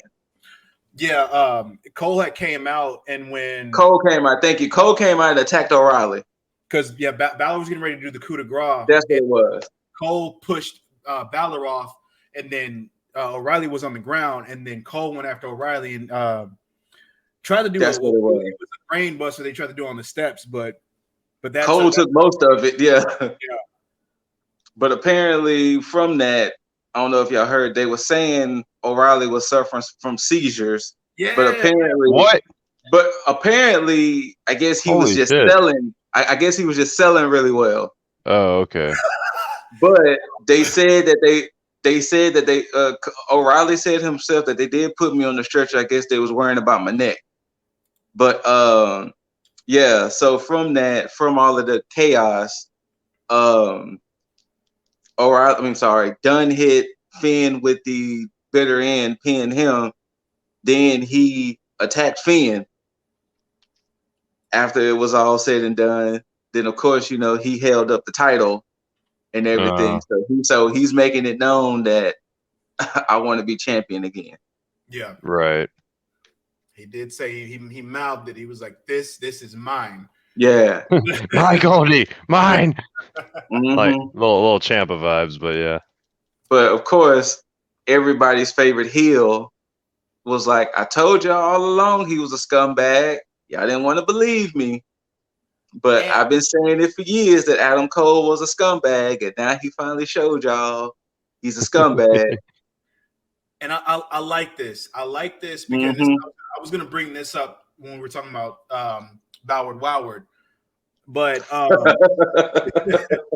but it's the fact that you can't really say that Bow Wow would be like the biggest hill when you have Pat McAfee doing it the right way and has proven in the ring that he could go even just a little bit, but True. Impressive for a celebrity or ex-football player, however you want to put it. But and he's able to tell a good story, like to have the feud with Cole and to still be heel-ish and still talk shit about heel Cole, be like, oh, I'm gonna push that feud that we still have going on, but I'm gonna still talk shit to the IWC, like, I told y'all, it's all in your face, ha ha ha ha ha. You didn't want to believe me. Now you got egg on your face. Fuck you. But yeah, Damn. so Cole is definitely cementing it, and he said too on IG, he was like, "I'll talk when I want to talk." Oof. That's how he posted on IG. It was like, I'll speak when I want to speak. So I like that. Doesn't need to be said. Nothing. Just he was like, I'll speak when I want to speak. But other than that, somebody, Bobby Fish posted a photo of UE together, and the comments was like, "Fish, you need to come back. Maybe you're the glue that everybody needs to be together again." But yeah, so I mean, we don't know where true. Roddy stands with all of this. True, because he wasn't touched. He was the only one. Yeah, he wasn't touched.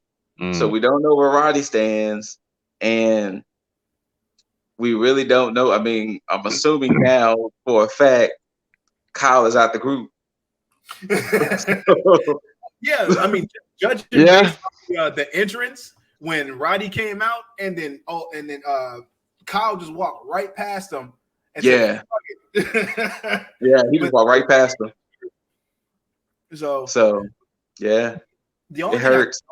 The only thing I don't like is just the delivery of O'Reilly when he does his promos, man.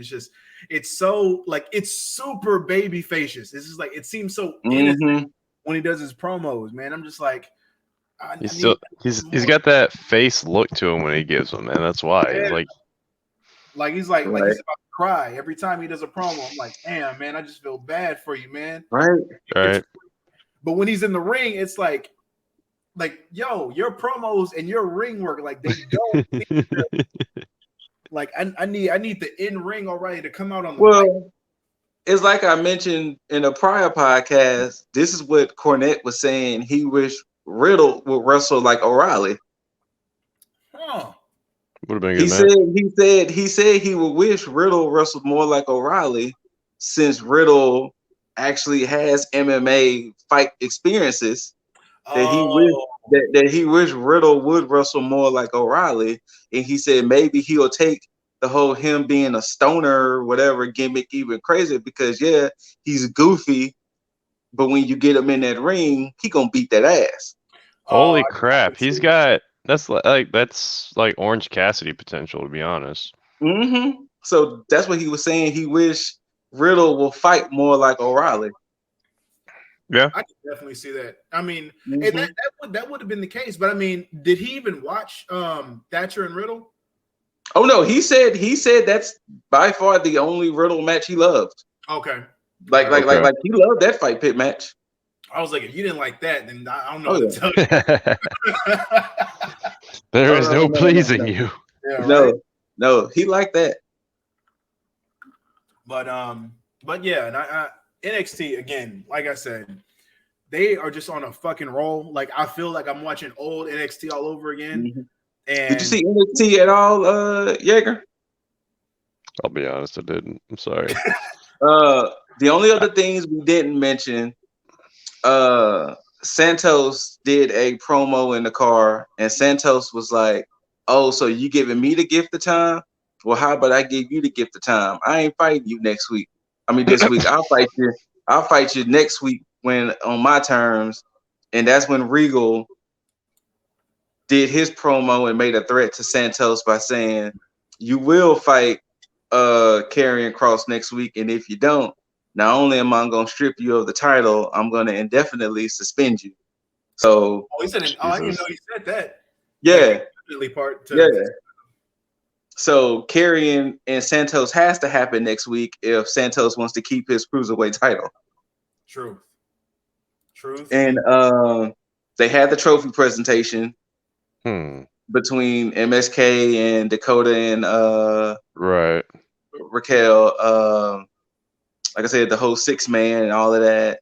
Leon Ruff and Swerve, which Leon Ruff beat Swerve, and then Swerve started beating the shit out of Leon, saying, "I'm getting tired of the fact that you get all the opportunities. Where's my North American opportunity?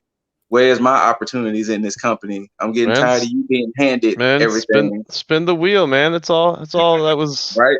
That's all Leon Ruff did was have his name thrown on a wheel.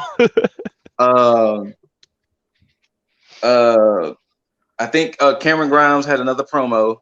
He had a little music video they did for him again. Yeah, he had a music video by Josiah. Josiah did a little rap for him. Of course. Yeah, there was a promo, nice little segment with him when he crashed the Lamborghini, and he was laughing. I missed that.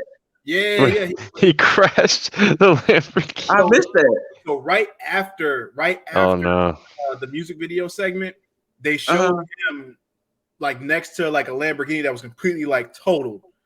And he was sitting there laughing. It's like, oh, guess I gotta buy another one. Oh no! And then love it. They're gonna have him like check his stonks, and then they're gonna be terrible. He's gonna be stupid. I love it. He's gonna go from stupid rich to stupid poor. Like, that's what. That's. What else? Something else happened on NXT. The whole Xia Li situation. We said. Yeah. Right. Zoe Stark fighting Jessica Maya. I feel like there was one other thing. That's right. Tyler Rust and Kushida. We did mention that briefly. Yeah. I'm glad we watched over that. We didn't really need that at all. It wasn't really no need to go into it other than Kushida winning. I will say that.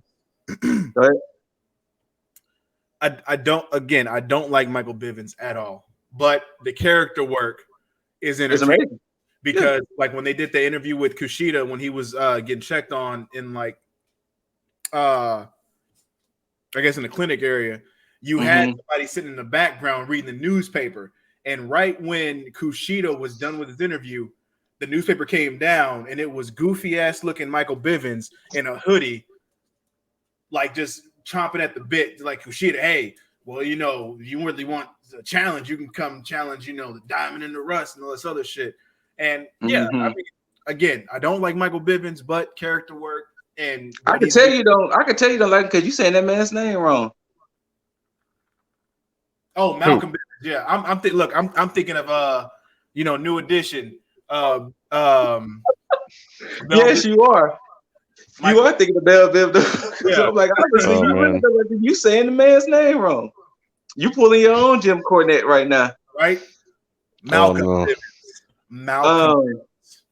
I think that was all of NXT. I feel like there was something else, but outside of Tony beating down Io. Oh yeah, Io was having her champion photo shoot, and Tony. The great part about it, they showed it in photo form, where she was taking her champion photos. Yeah. So photo one was Io holding the belt. Second photo, Tony's boot kicking Io in the face. Oh no. I was like, love it. They showed Io getting jumped via photo shoot. They showed her getting jumped via photo shoot. That's amazing. But yeah, like this NXT really flowed right after Vengeance Day. Yeah. Like it stayed on the gas. Like it literally went from maybe 75 miles per hour to 65. But it stayed on the gas. Truth, indeed. But yeah, that's basically Vengeance Day and NXT in a nutshell. And I'm glad NXT is doing it like this now, because Mhm. before they used to do the takeover, and they used to do like a recap show, Mhm. maybe like 1 or 2 matches may possibly happen, but it would just be a recap of what happened on the pay-per-view. But I like that they're doing it now in sequence where they're actually just carrying on with the show. Oh, another thing before we go. Karrion Kross is gonna beat the shit out of Santos because Karrion's promo, he was like, well, it was Scarlett at first talking about, see, we tried to give you a warning with the cars, but you didn't listen. And then Karrion took over and was like, I'm gonna just beat your ass. Yeah, I'm gonna just beat your ass. like option A, you show up and I handle you then, or option B, you don't show up, you get stripped of your title, and then I still find you and beat your ass. It's like, so it's like, so your best bet for you would be to just show up and get your ass beat and take this whooping. Yeah. But yeah, it was a fairly entertaining NXT. Yeah, I bet. Now, AEW, I didn't get a chance to finish because of everything that's been going on. But I did start it.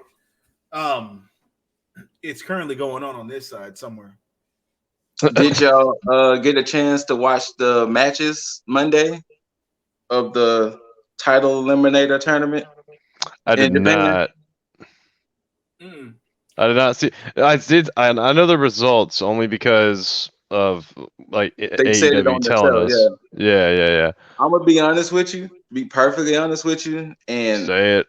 I'm y'all probably know in the how same boat. It was fucking useless. The women who've been on AEW TV before won all the matches.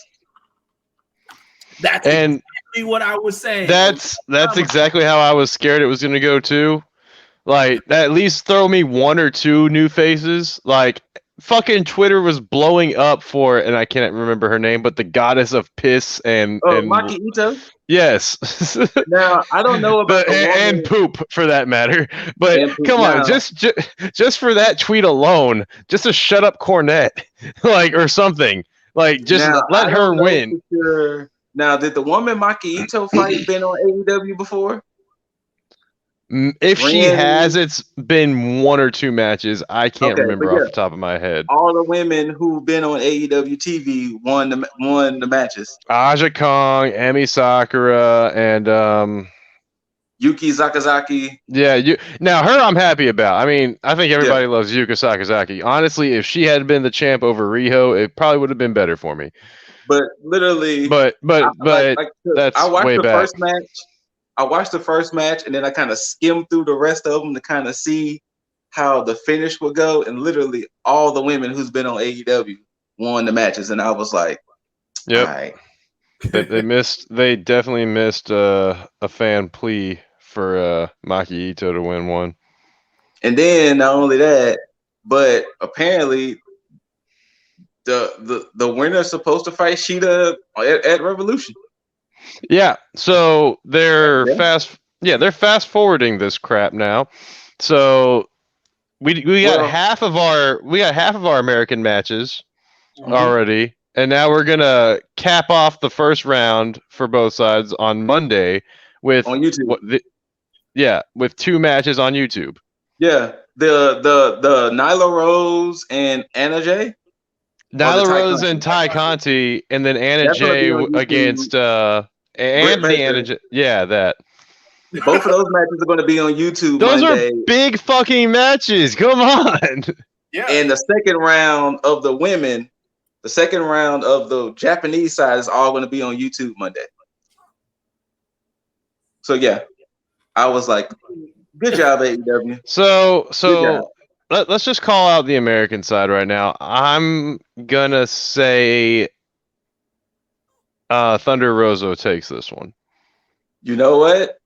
I said that until I realized it's going to be Thunder Rosa versus Riho. And I still don't think know. Thunder Rosa takes that. I don't see. I mean, I love But we're Rio. getting ahead of ourselves with Yeah. Riho situation. But However, now let's call out these two matches before they happen on Monday, though. We got okay, Nyla Rose and Ty Conti. Nyla Rose. I think Nyla. Unfortunately, Hold on. It's not because it can't be Nyla Rose versus Britt Baker. Mm. it can. So? I mean, It can. However, no, go ahead. But booking wise, I don't think that they're going to do that. Hold on. So you think Ty is gonna? So wait, okay. So you think Ty is gonna be Nyla, or do you think Anna Jay is gonna be Britt? No. It's gonna come down to Britt versus Rosa. I feel like. I can see that. I think so too. Mainly because I guess they're going to continue on because again, Britt Baker has that W over Thunder Rosa. Yes. So she has to get her recompense. Not that we truly care. Who's winning the Japan side? That's let me see here. Yuka Sakazaki, Emi Sakura, Aja Kong, yeah. And Ren something. Ren, I can't remember her last name. Emi Sakura. I want to say Yuka Sakazaki. I think so too. Yeah, because I don't think Aja Kong's winning. But who's facing Yuka Sakazaki? Is it Emi Sakura? Yeah. Okay. Yeah, I can see Yuka winning that, and then Aja Kong taking her L. But if this goes a hard left and we end up with Riho versus Yuka Sakazaki, I'm gonna flip a table. I remember I said I think Riho was gonna be the one that's gonna win. Yeah. And I just don't want you to be right. I just don't want you to be right. I mean, judging by how this match with her and Serena Deeb went, I wouldn't be surprised, but I don't think it needs to happen because Rio, right. I love the match with her and Serena Deeb. I did like it. Yeah. Absolutely. Yeah. But I still think it's still too early for them to throw Riho back into the boat like that because of the backlash that she got when she was the first champ. I think she should have had a build up to that happening because she could have been that sweet baby face that everybody just wanted to win, the complete underdog, and then finally get it. But for her to be the first, that's a problem.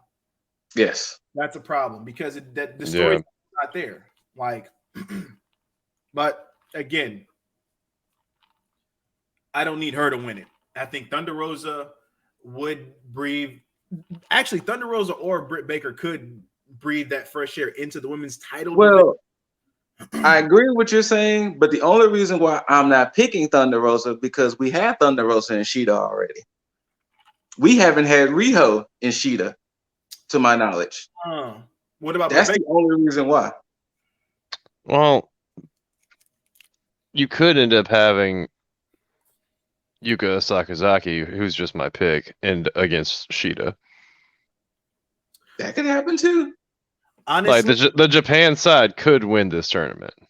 That's a possibility. I mean, because I would say this: watching the tournament, I will say this. Y'all can note it here at 1 hour and 48 minutes, almost 49 minutes. Excalibur did a phenomenal fucking job on commentary. Yeah. And the reason why I say that, because he was a one-man show and he was actually explaining the backstories to these women and things like that. So I would give flowers. Excalibur. Keep it up. Now, you're right, Jaeger. They was putting a little extra oomph in the magical girl. So it wouldn't surprise me if she wins the whole fucking thing. Yeah. They seem like they was kind of high on her. So you might be right. The Japan side could end up winning. Yeah. I think I would rather see Shida and Rio in a match to gain number one contendership for the title rather than a match for the title. Yeah. I mean, of course, I can see them going for the title down the line, but I don't know. Maybe just me. Maybe I just can't see Rio that soon going after the title, especially since she's been gone for a while. Exactly. They said 11 months. Mm-hmm. She's been gone for 11 months, and now she's just like there's no video promos a couple of weeks prior, or anything like that. Nothing to like warm you up to the fact that she's coming back. They just throw her into this qualifier match. And so, like no mention like of like past champions. Like I mean, they'll talk about Nyla Rose every now and then because Sheeta beat her for the title, but right. Rarely hear any mention of Rio as like the first women's champion. So like, they don't give her that credit, I guess, is the way well, to say you know it. what? Since we here, we might as well go ahead and discuss it. Rio and Serena did have a good match. Yes. Rio, of course, topped Serena. And I didn't fully see it completely, but what was the stuff with Nyla Rose? Did she like try to interfere or something, or am I thinking of something else? I don't think so. I don't think I remember seeing her. Sorry, I might be thinking of something else because she won just straight clean, right? Like Rio beat Serena. Yeah, Rio won it out clean. Yeah. Okay. All right. I mean, it was like a roll up, but it was still clean. Yeah. Okay. But yeah, so I don't know where this because I thought honestly the winner of this tournament was gonna most likely beat Sheeta, but I don't know. That's the exact question I was about to bring up. Was I don't know where this is going overall. Unfortunately, you think it just depends on the winner over like certainty then on who beats Sheeta? Yes and no, because the thing is that it really seems like they're on this Sheeta train. Like I don't know why. Like they're on this Sheeta train pretty hard. So that's why I was wondering when I said a few podcasts ago, do you think whenever she loses, her contract is up, whatever, and she's going back to Japan? Yeah. Because they have gone all in. No pun intended. on this tournament. You see, and now to be honest, hindsight now like makes me understand why she hasn't been present so much, because she's actually been in Japan, like, and I mean throughout this quarantine, I'm sure, but she's like been in Japan negotiating like this tournament, pulling women from Stardom and everywhere else that's wrestling in Japan. Because you can also watch the tournament in Japanese, and she's one of the commentators. You see? Yeah. So I kind of have to give her a pass now, like on the criticisms that we were giving her about like not showing up to TV, not doing this and that. I wouldn't say 100% of a pass, but the majority of it, because like I don't know how involved she is backstage, and apparently she's been pretty damn involved.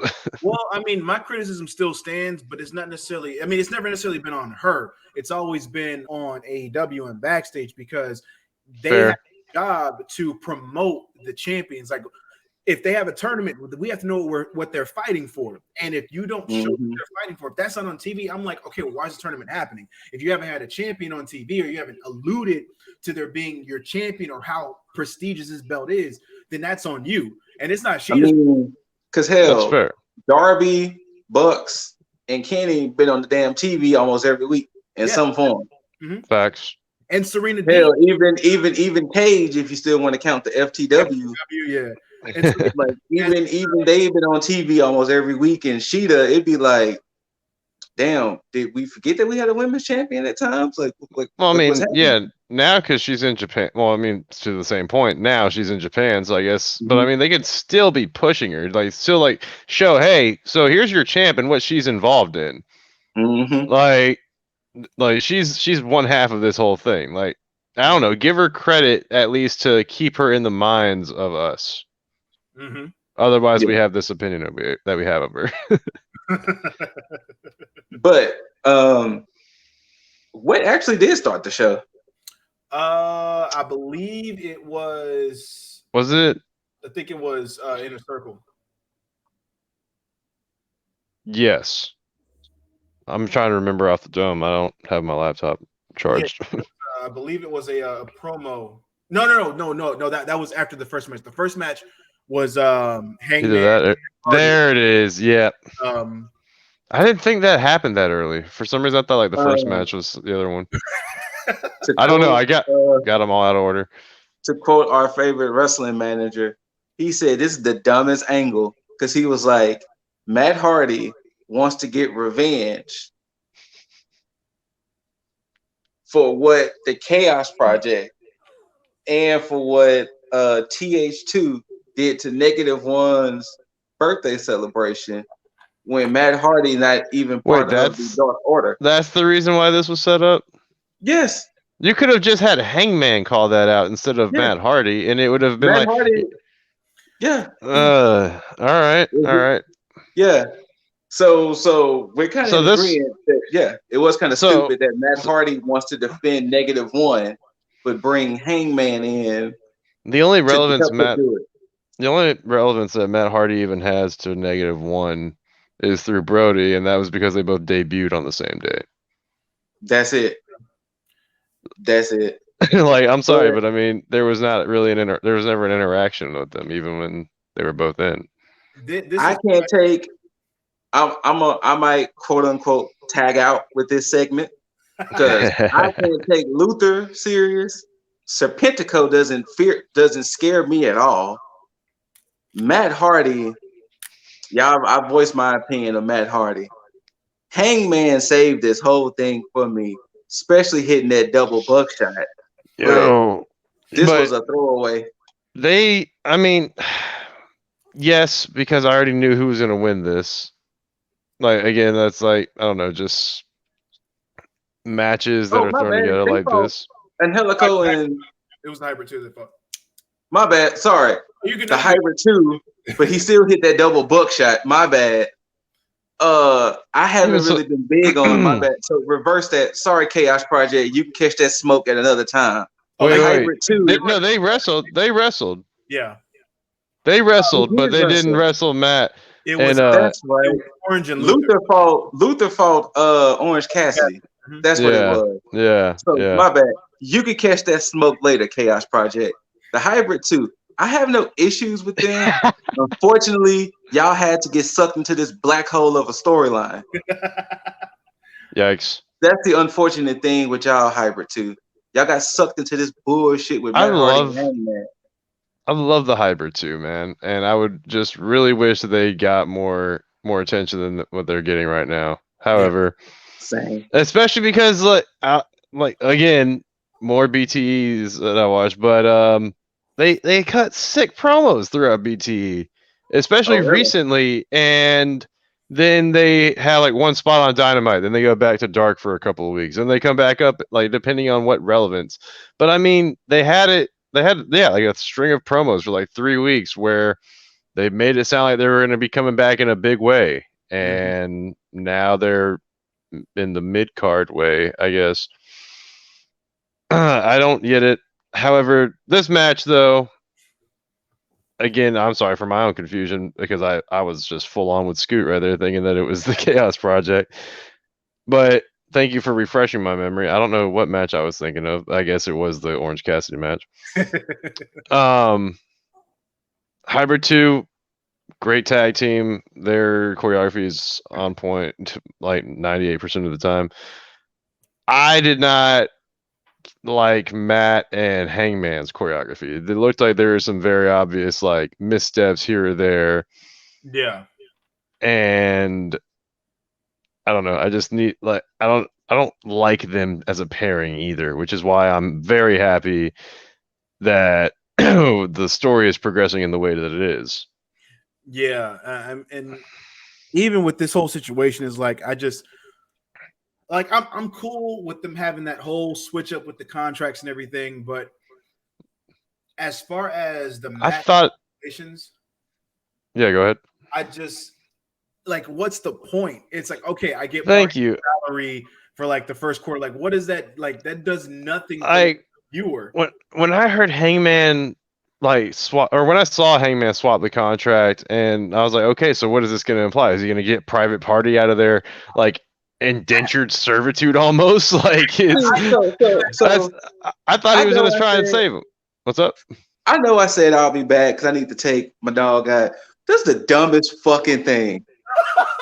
First quarter earnings. What the actual like what? And Exactly.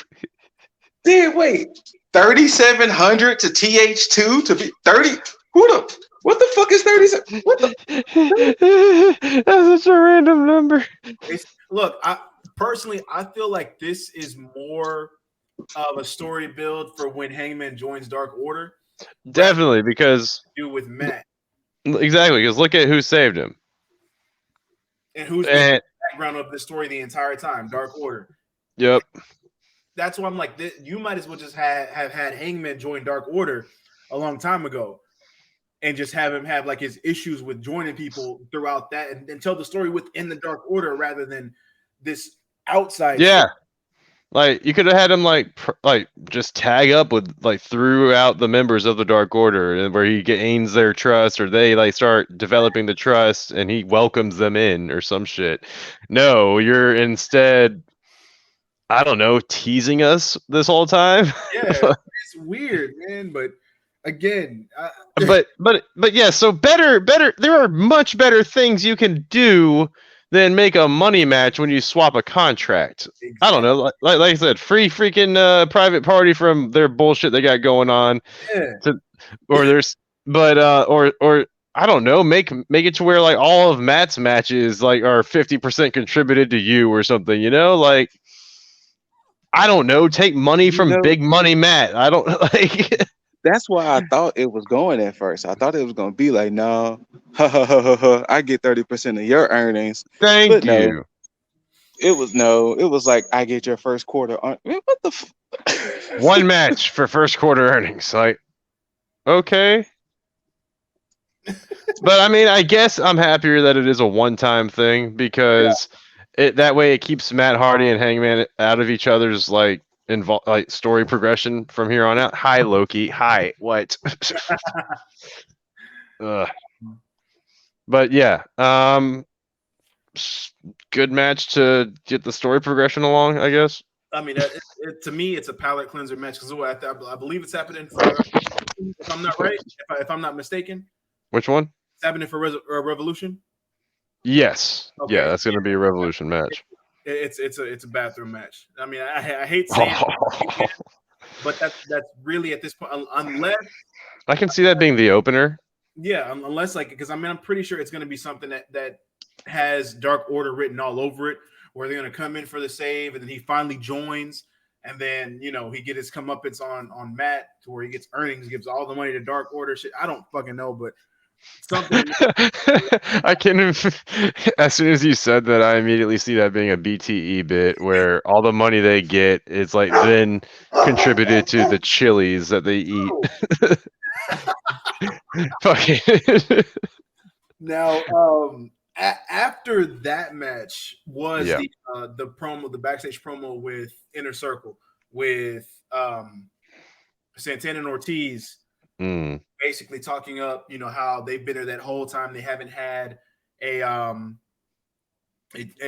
title shot at all. Yeah, Dasher brought that up nicely. Yeah. and so of course after what was meant to be that beautiful, beautiful promo, you had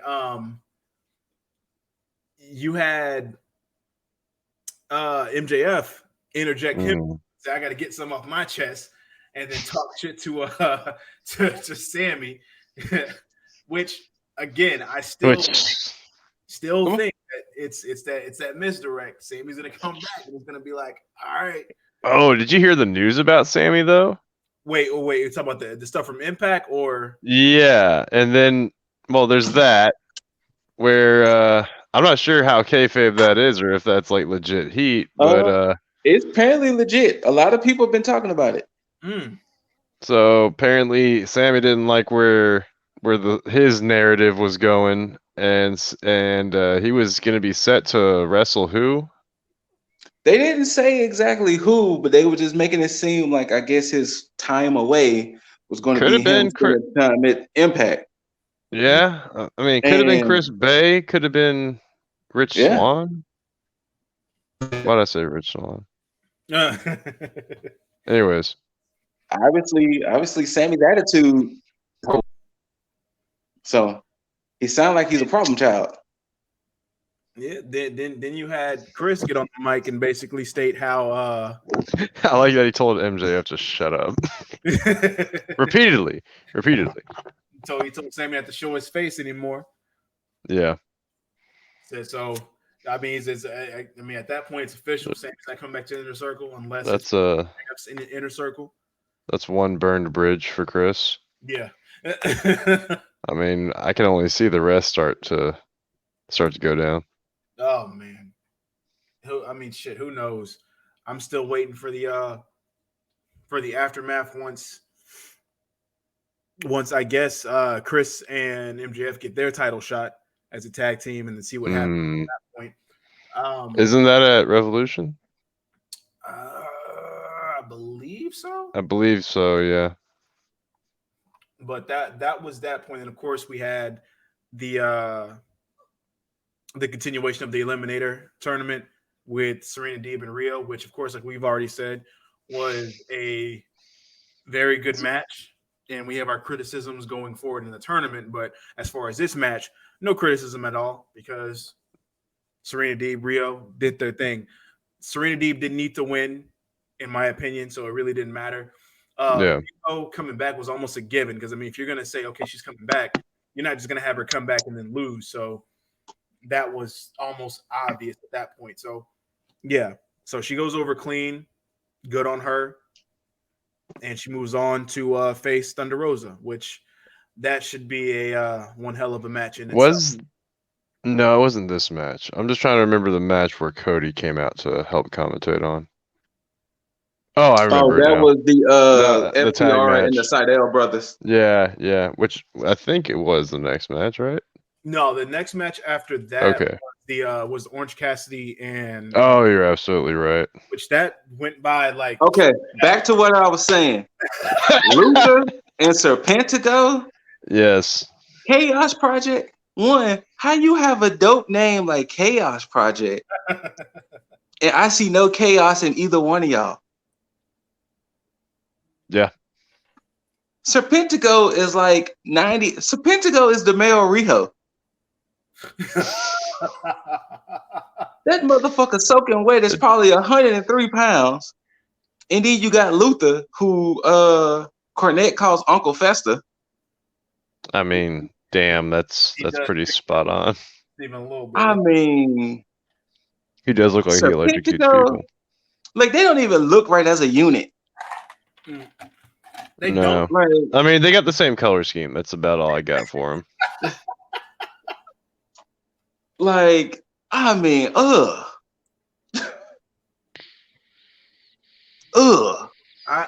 could care less. I mean, to me, they're like relegated to dark. Like they are dark alumni. Like that's apparently not dark. They should be dark lifers because I think ever since they had that match with Jericho, I think Jericho and MJF, where ever since they had that match, they've just been like on Dynamite, like in different segments here and there and matches. So it's like, yeah, why? You're just taking TV from people that need to be on there. Hell, put the Acclaim in that spot. Hell, their names don't even go together. Luther, Serpentico. It doesn't. And yet, for some reason, that makes Chaos Project. And you know, don't get me wrong. If they're like the best of friends, that's cool. I'm not even knocking that. But visually, all right, no, keep it. Yeah, just visually it doesn't go together. But I mean, after your breath stinks, dude. Oh, all right. Loki wants to make his cameo. So, hey, what up, Loki? Oh, you getting camera shot? Come on. Yeah, after that match with Luther and Orange went over. I mean, no surprise. But before I even get to that, this is one of the reasons why the shit with Miro and there we go. Charles Taylor should have didn't make sense at all. Thank you. Yep. it should have continued to go rather than have it stop because it's almost like it's completely forgotten. Like there's no feud, no nothing. It's just like they're just with their separate ways. But then Miro cuts his promos so aggressively about Orange Cassidy and how he was the guy that screwed up with his butler and all that shit. Like, Charles, I don't blame you. It's that Orange Cassidy. He's the bad guy here. Like, why the hell couldn't Charles still be your butler up until Revolution? Why did it they cut it too short, and now Miro like somewhat centers his whole feud around it. Yeah, and this would have been the perfect match to have Miro come out and fuck with Orange, causing the loss. That would have been a reason to have Project on there to get a fluke win over Orange.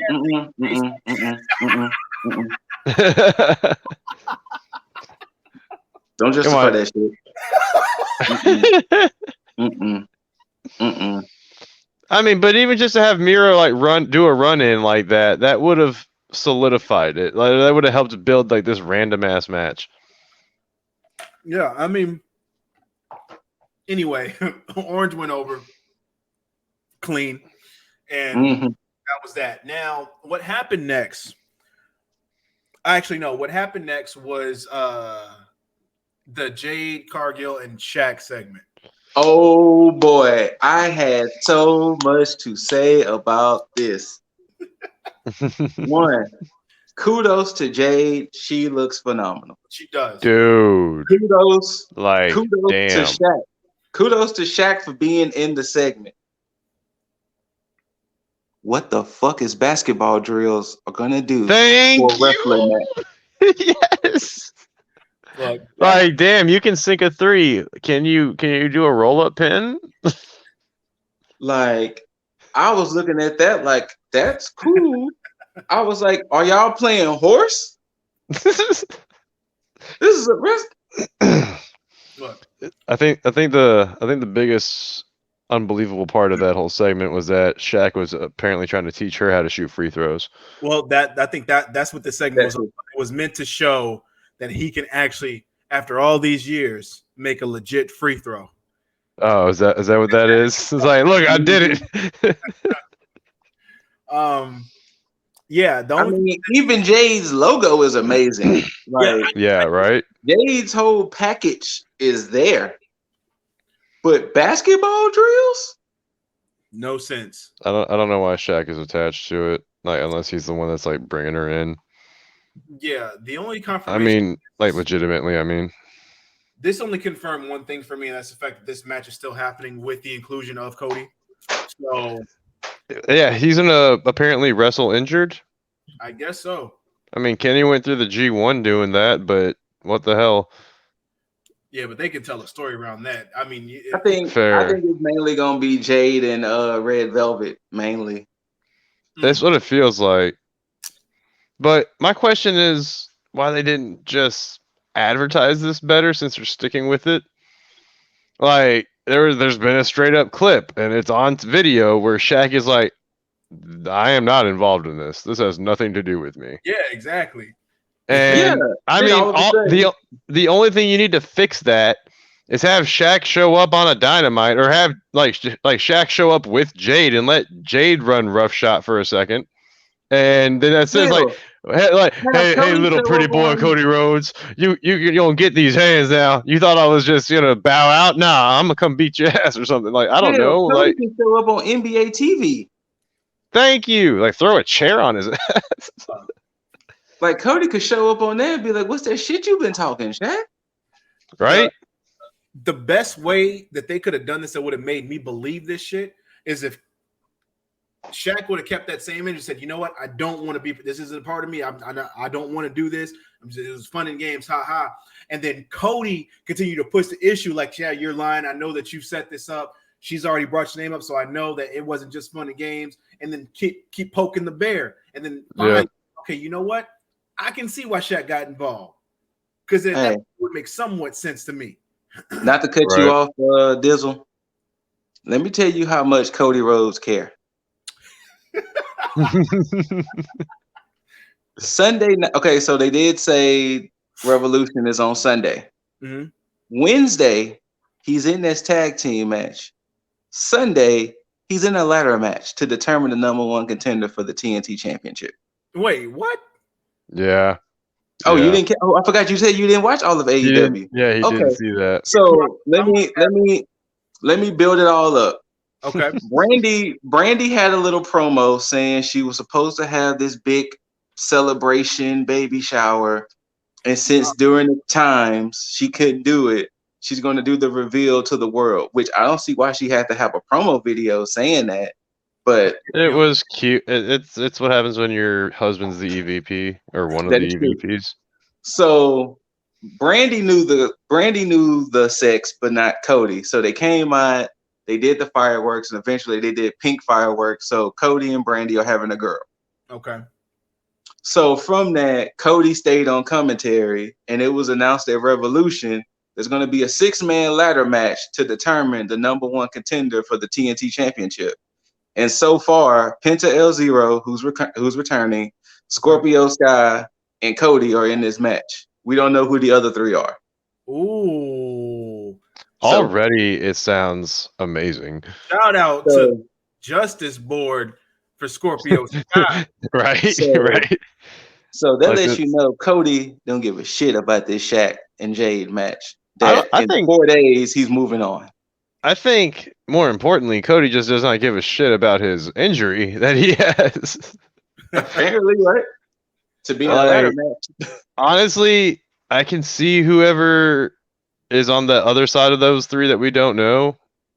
I can see one of them having a feud or some kind of heat with Cody to where he takes him out early, and then that can be Cody's exit for his injury. I wouldn't be surprised if one of those. Oh no, he can't be because he's going in that street fight. I don't know who the other 3 might be then. Because I would have said Ricky Starks would have been a good one, but he's in the street fight. Yeah, you could do Sean Spears, who's been feuding with Scorp. Where he been at? Huh? Who? I mean, excuse me, not been feuding, but has had a feud. But yeah, so I mean, I can't really see who else. That's about all I got. Wait, this happened at Revolution? Yeah, the ladder match is The gonna be at 6-man, Revolution. yeah. But yeah, Cody sure as hell is moving straight on after Shaq. You know what I'm saying? So that lets you know how much Cody cares. He's moving straight on. But like, I'm about to move on in this segment. FTR versus the Sydal brothers. Which I had no idea that Matt Sydal had a brother. Me neither. But the thing to know, FTR won clean with the big rig. This is the one thing I thought was confusing to me. So FTR was about to do the whole cut the hair of Matt or Mike. I can't remember which one it was. I think it was Mike. And the lights cut out. And then they showed Luchasaurus mask, where they cut the horns off of. Yeah. And then when the lights came back on, Jurassic Express was in the ring, ready to fight. The thing I hated, they showed Luchasaurus mask down there like he was about to debut a new mask or something. Yes. It was the same fucking mask. Either that or like just straight up go maskless. And I was like thinking, holy shit. But it was the same mask with horns on it. Like it wasn't a new mask or it wasn't maskless. And it was like, why did the lights go out for that? And why did they show this dramatic image of his mask with the horns cut? I really wanted the evolution. I really wanted an evolution, like you're saying. Just for him to have the same damn mask on. And then from that, of course, Jurassic Express beat up FTR. And then they announced that I think it's next week. Yeah, no, March 3rd, I think. Is it next week or March 3rd? I don't know. That it's going to be FTR and Tully versus Jurassic Express. Oh, Tully's getting in the ring? Yeah, Tully's getting in the ring. Which I can't really say that I cared for. Like, sure. I guess Tully's going to be fighting Marco. I guess. Sure. I guess. That part I didn't see because I know, well, before that, I know after the Chaos Project, or after Luther and Orange went, they had, of course, the J. Cargill and Shaq shit. But after that, they I had think you're gonna say what I was gonna say. thing that I felt was probably the worst thing to happen on the show, and that was FTW and the Sting segment. Yep, that's the one. And we can go and talk about it right now. Do we need to? Well, no. The only thing I'm not talking about the full segment itself. I'm just talking about the bump that Sting took that he didn't need to take. Yeah, no, that's what I'm getting straight to. Like this, it did not need to happen because there's only one person I'm happy for in that whole segment. Cage? No, Hook. Oh, Hook. Hook got to take a bump from Sting. Like that's a good point. Other than that, I mean, that could be one of the last people that Sting like starts doing bumps with. Granted, it should have been Hobbs because Hobbs being such a huge Sting fan, because he did say that on Jericho's podcast that he did for Halloween dressed up as Sting, but maybe Hobbs might get a Sting bump at the Revolution match, but I didn't care. It was like, okay, Sting took a power bump. Now that overhead shot of Sting was funny as shit. But dude, have you seen the memes out of that? I've seen a few. Yeah, they're hilarious. Yeah, if you're gonna have a payoff with Sting taking a bump, save it for Revolution, because at least the company's getting paid for some shit like that. But that shit on free TV where he could potentially get hurt and then not make it to Revolution. You know, going in a match, you want to preserve him up to that point and then after that. But yeah, because I mean, he could have easily re-injured himself. I mean, and especially the way like Cage put his ass down. It's like that's. And look, I don't know how safe Cage is. Cage may be super safe, but it did not look it. And I don't know if he either sold it very well because it looked like it hurt. I'm gonna say this. I probably wouldn't have felt this way about the bump if it wasn't for the whole Seth Rollins thing. Correct, because if it wasn't for the fact that Sting had that neck injury before, then I would have been like, all right, he took a bump. But since he had that injury, that's what made me kind of like. You know, we talk about Nia Jax being a little reckless with her opponents. Seth Rollins has caused like 3 people's injuries. That is true. Like he killed Finn Balor's momentum going into that Universal title because he's the one that popped his shoulder out. I think Sting. Now I think they blamed Finn for that one because of how he landed it or whatever. But unless Sting was being nice, he did say accidents do happen, and that was just an accident that happened. I mean, nobody intends to injure anybody. Yeah, true. It's just a coincidence that, you know, all the moves people get injured by happen to be that same buckle bomb that Seth Rollins does. Yeah. But, you know, shit, but he's up to this point has stopped doing it. So, you know. Yeah. Kudos to him for understanding and realizing that, I need to stop doing this fucking move. But I think the shit with Sting scared him more so than anything. So I wouldn't be surprised. But yeah. Segment good for FTW, trash in the way of like the whole Sting shit and taking that bump. Should have waited to Revolution if you're going to do something as sketchy as that. Yeah. Did they mention where Starks and Hobbs was at? I think they didn't. I don't think they straight up said it, but I mean, I guess it's implied that they're still with Darby somewhere. Oh yeah, I forgot about that. Yeah, he got dragged last week. I totally forgot that he got dragged and he hasn't been seen since. Yeah. Need to put an APB out on but yeah, after that. Hey, speaking of, there was a joke. There was a joke Cornette told about why Goldberg still walks to the ring with security if Goldberg's supposed to be this badass person. And then Cornette was like, I see why everybody gets beat the fuck up in the back. Apparently, the backstage is the most dangerous area in AEW or WWE, so I see why Goldberg keeps the security. you're liable to get your ass beat backstage before in the ring.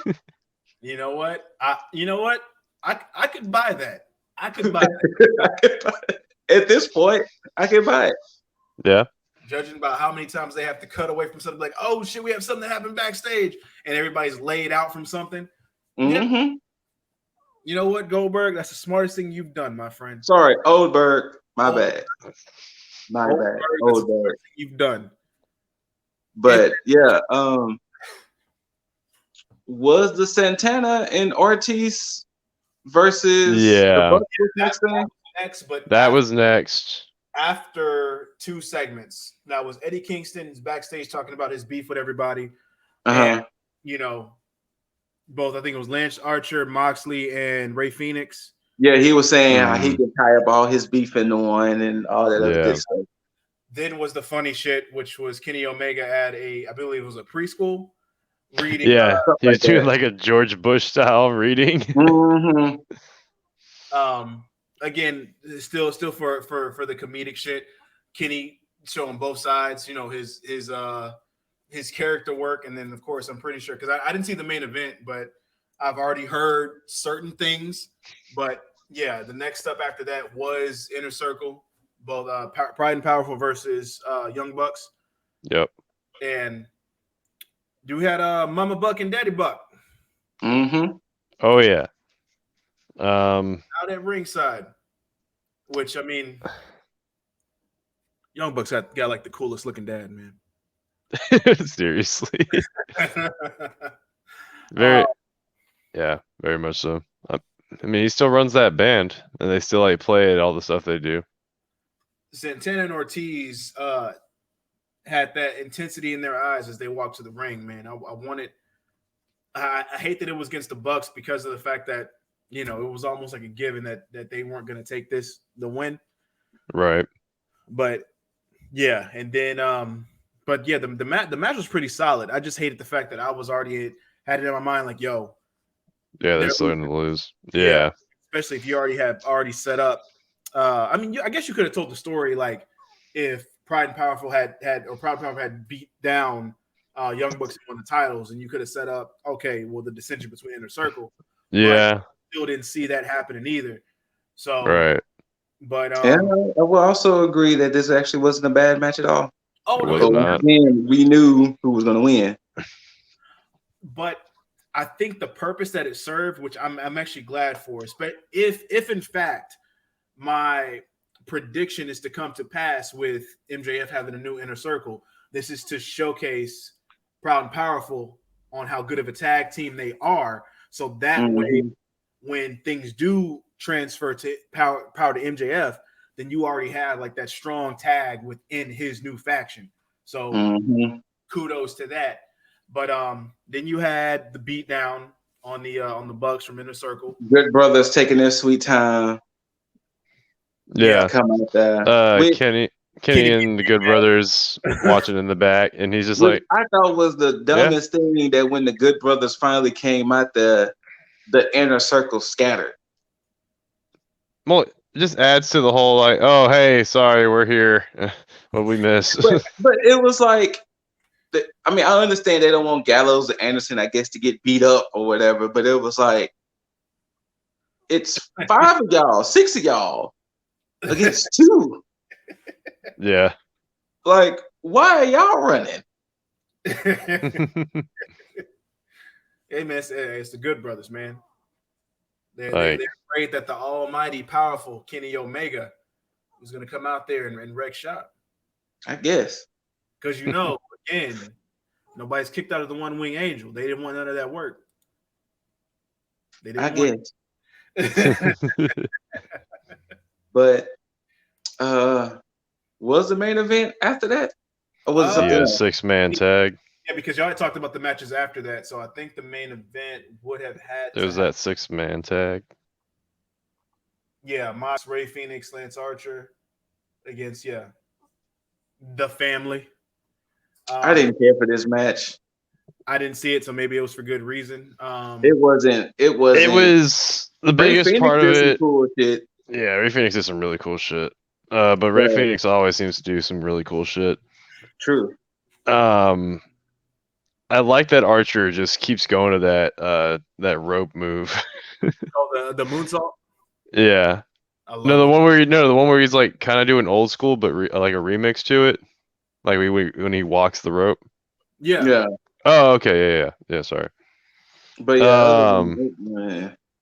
I mean, again, you kind of know where the match is heading, or where the direction that this match is going, because I mean, if anything, it was more, I guess, quote, closure for Eddie Kingston. Okay, so It kind of like more like closes the chapter between him and Mox, and then him and Death's Triangle, I yeah. guess. Maybe. I hope it does. I don't know, because I'm tired of seeing like, oh, Eddie Kingston and the Death Triangle, they have a beef with each other, or the family in Death Triangle, they have like this long feud. I mean, you can bring that up if you want to bring up like whenever they fight each other again, but you don't have to continue this stuff. Um, it ended up going. I mean, Mox and Kingston finally did have like a great face off with each other, though. That was a nice, solid round of wrestling between the two of them. Good shit. Of course, it ends with Mox hitting the Mox paradigm shift. Mox hits the paradigm shift. Who did he hit it on again? Kingston. Was it on Kingston? Yeah, that's right. I think it was on Kingston. Yeah, and I guess that closes that chapter between him and Mox. However, as soon as that bell hits, Good Brothers come out, jump Mox. Kenny comes out, with his like the same outfit that he wore from the preschool or whatever. He's got the boots on, the jeans, like this little white shirt and all that. Kenny's style is horrendous. I'm sorry. Kenny's style can only be described as Kenny's style. That man has no drip to me. Jesus. Like that shirt. No, that in them shoes, boy. You leave that the boots. Leave them pirate shirts and them ruby boots alone, man. Those boots are what that. kill me, man. Like I could feel the shirt. I was like, all right, that's like very anime-esque, and he's like a big weeb. I mean, jeez. Them boots, boy. The boots need to go. Them shits were shiny. They were so bright.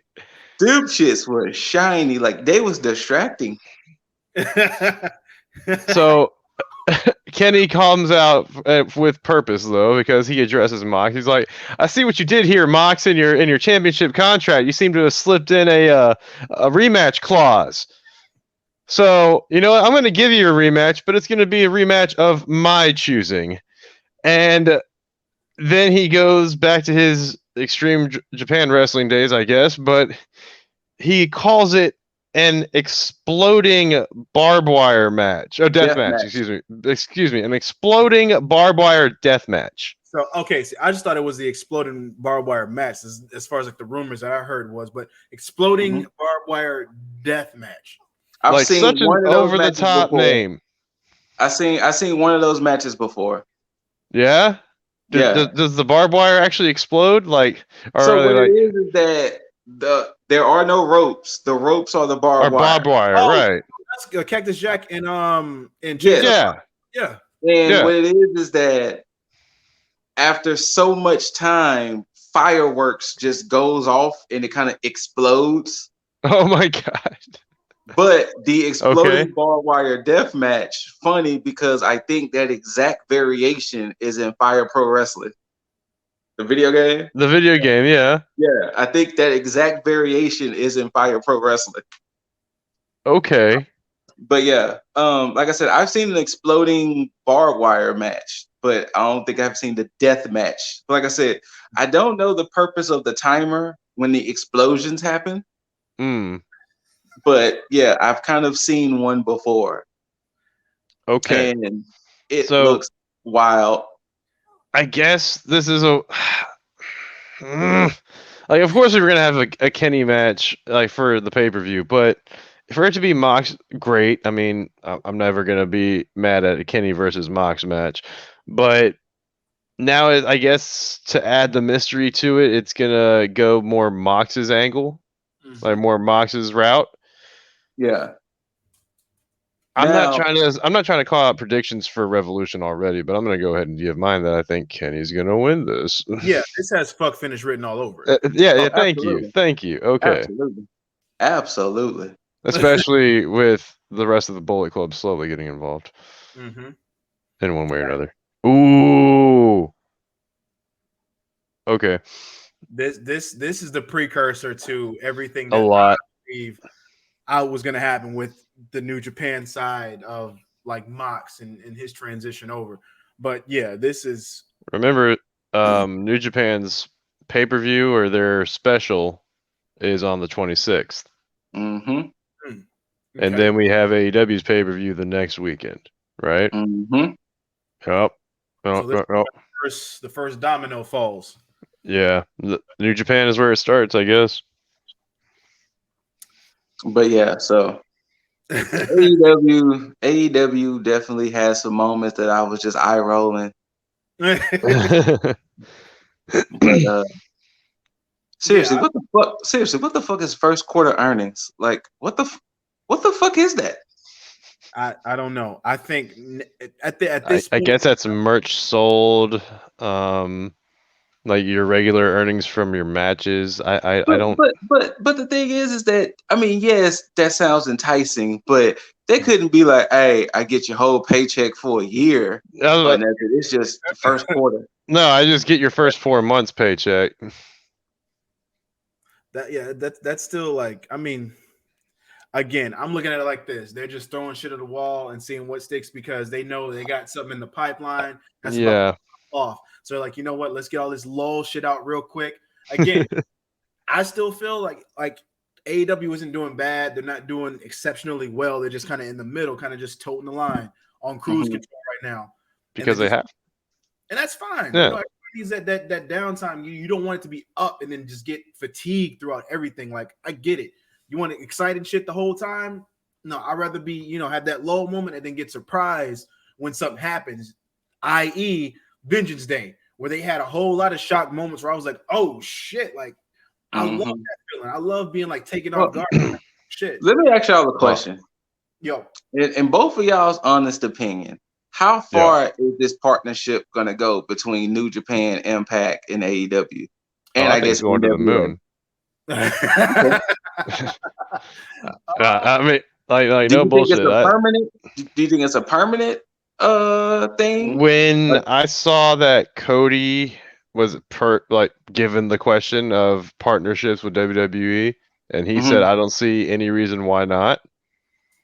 I think this is going to be long-standing. Yeah, this is how I see it too. Is the fact that I think that what this is AEW's doing this to test something, to try something bigger later on, and I think NXT is going to play a part in that because I mean, of course, I don't see them doing anything like with main roster WWE because it's just that's too. That's far. Not who they want.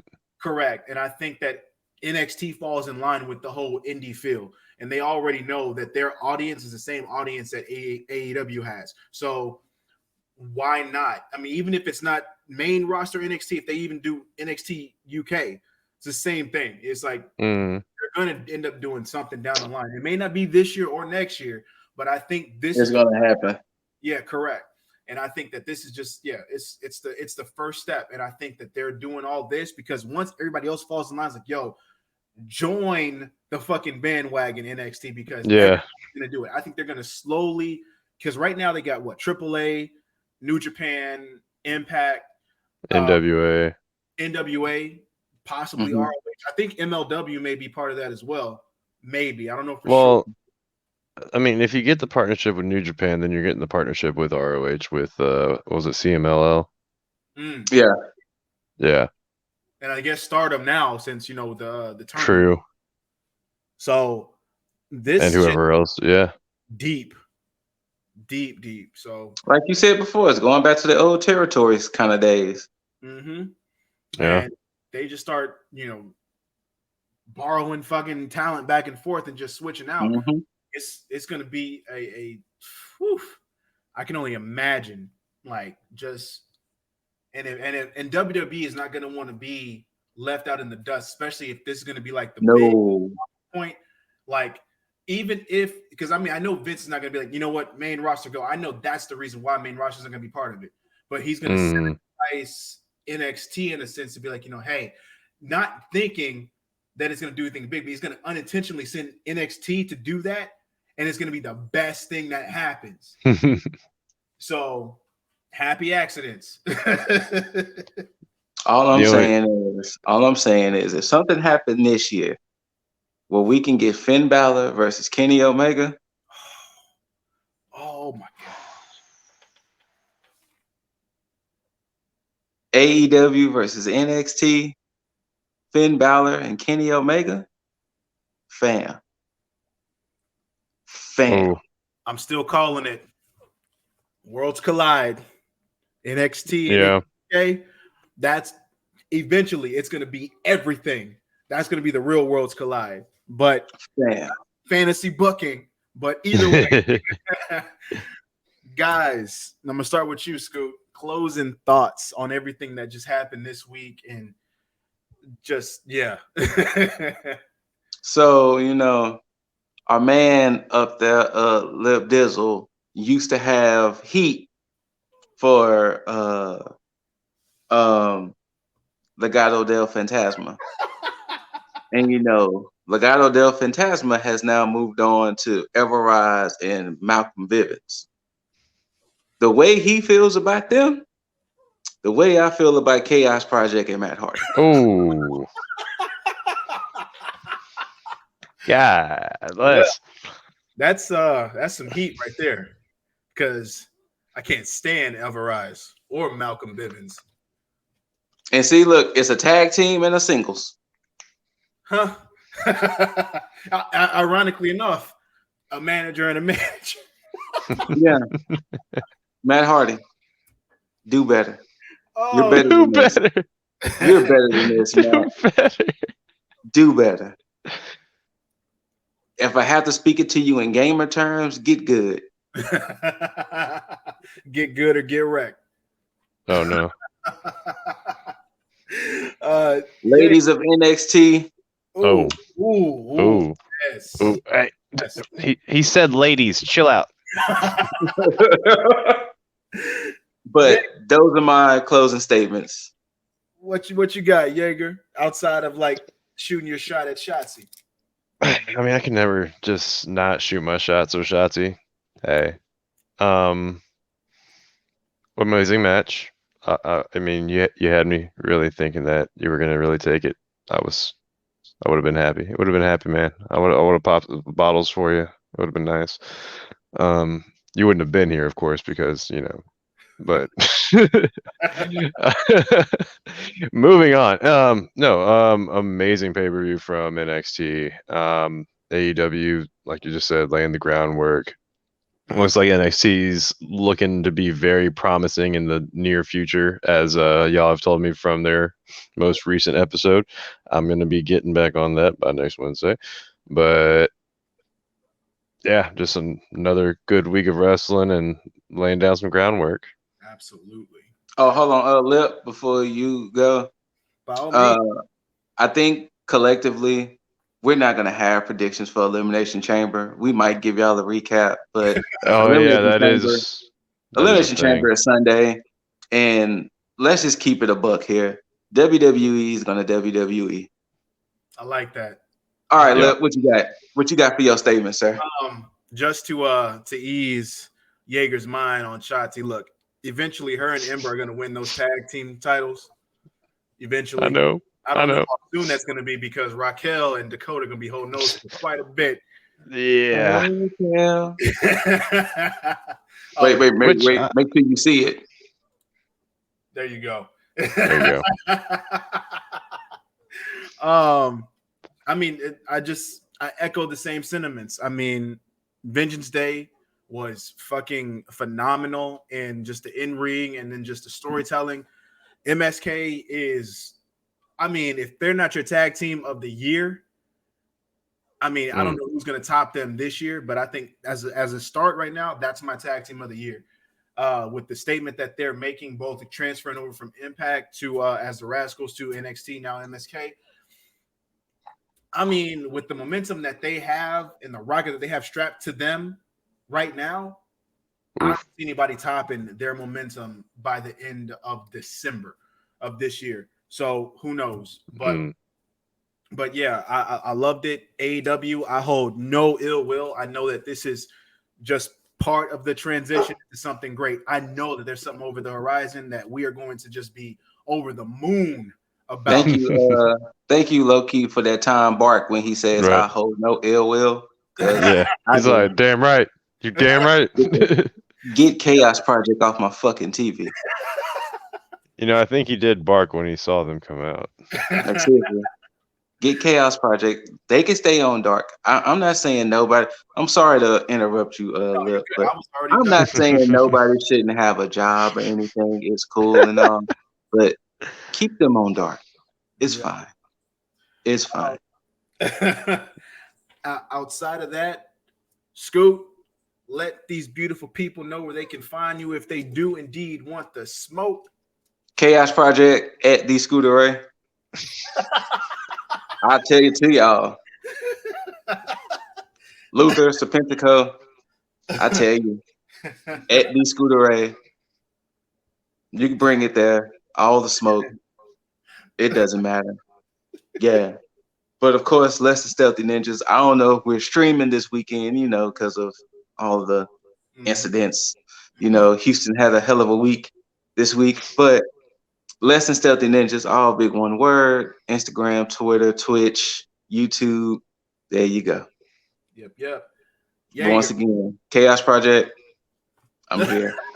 If they want the smoke, they know where to find them. I'm here. For all the ladies as well as ladies of NXT, Jaeger, let them know where they can find you. Ladies, you can find me at Himza Winning for the social medias and the Twitch. If you want to game with me, it's Jaeger Bombastic. That's PlayStation and Xbox. And you can also email me now at Fuck Bruce Mitchell. You got me. At and this is in all caps, fuckbrucemitchell.com. You're gonna start yes, and then you can he's getting an Instagram soon, so we're gonna try and get his plugged, but it's gonna be something involving Loki and Avengers. So please, if you have any clever ideas for a username, you know, best one wins. Good shit. Well, where you can find my unofficially official ass, Lip Dizzle, down at the bottom. IG, Twitter, Instagram is IG, obviously. Twitch, eventually. I mean, there's a YouTube up, but it'll eventually get to where it needs to be. Of course, for the positivity shit, which won't be back up until next week because of everything that's going on this week.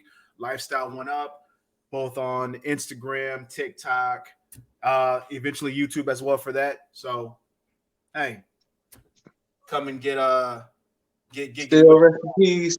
Shout out to hey, big shouts. Peace. Oh, hashtag fuck Aircut, hashtag fuck Centerpoint, hashtag fuck Ted Cruz. Yeah. For my Game of Thrones people, we like to call them yeah. But yeah. But as always, you beautiful, beautiful mother effers. Until next time, as always, tag out Too Sweet with all that good shit. Papaya.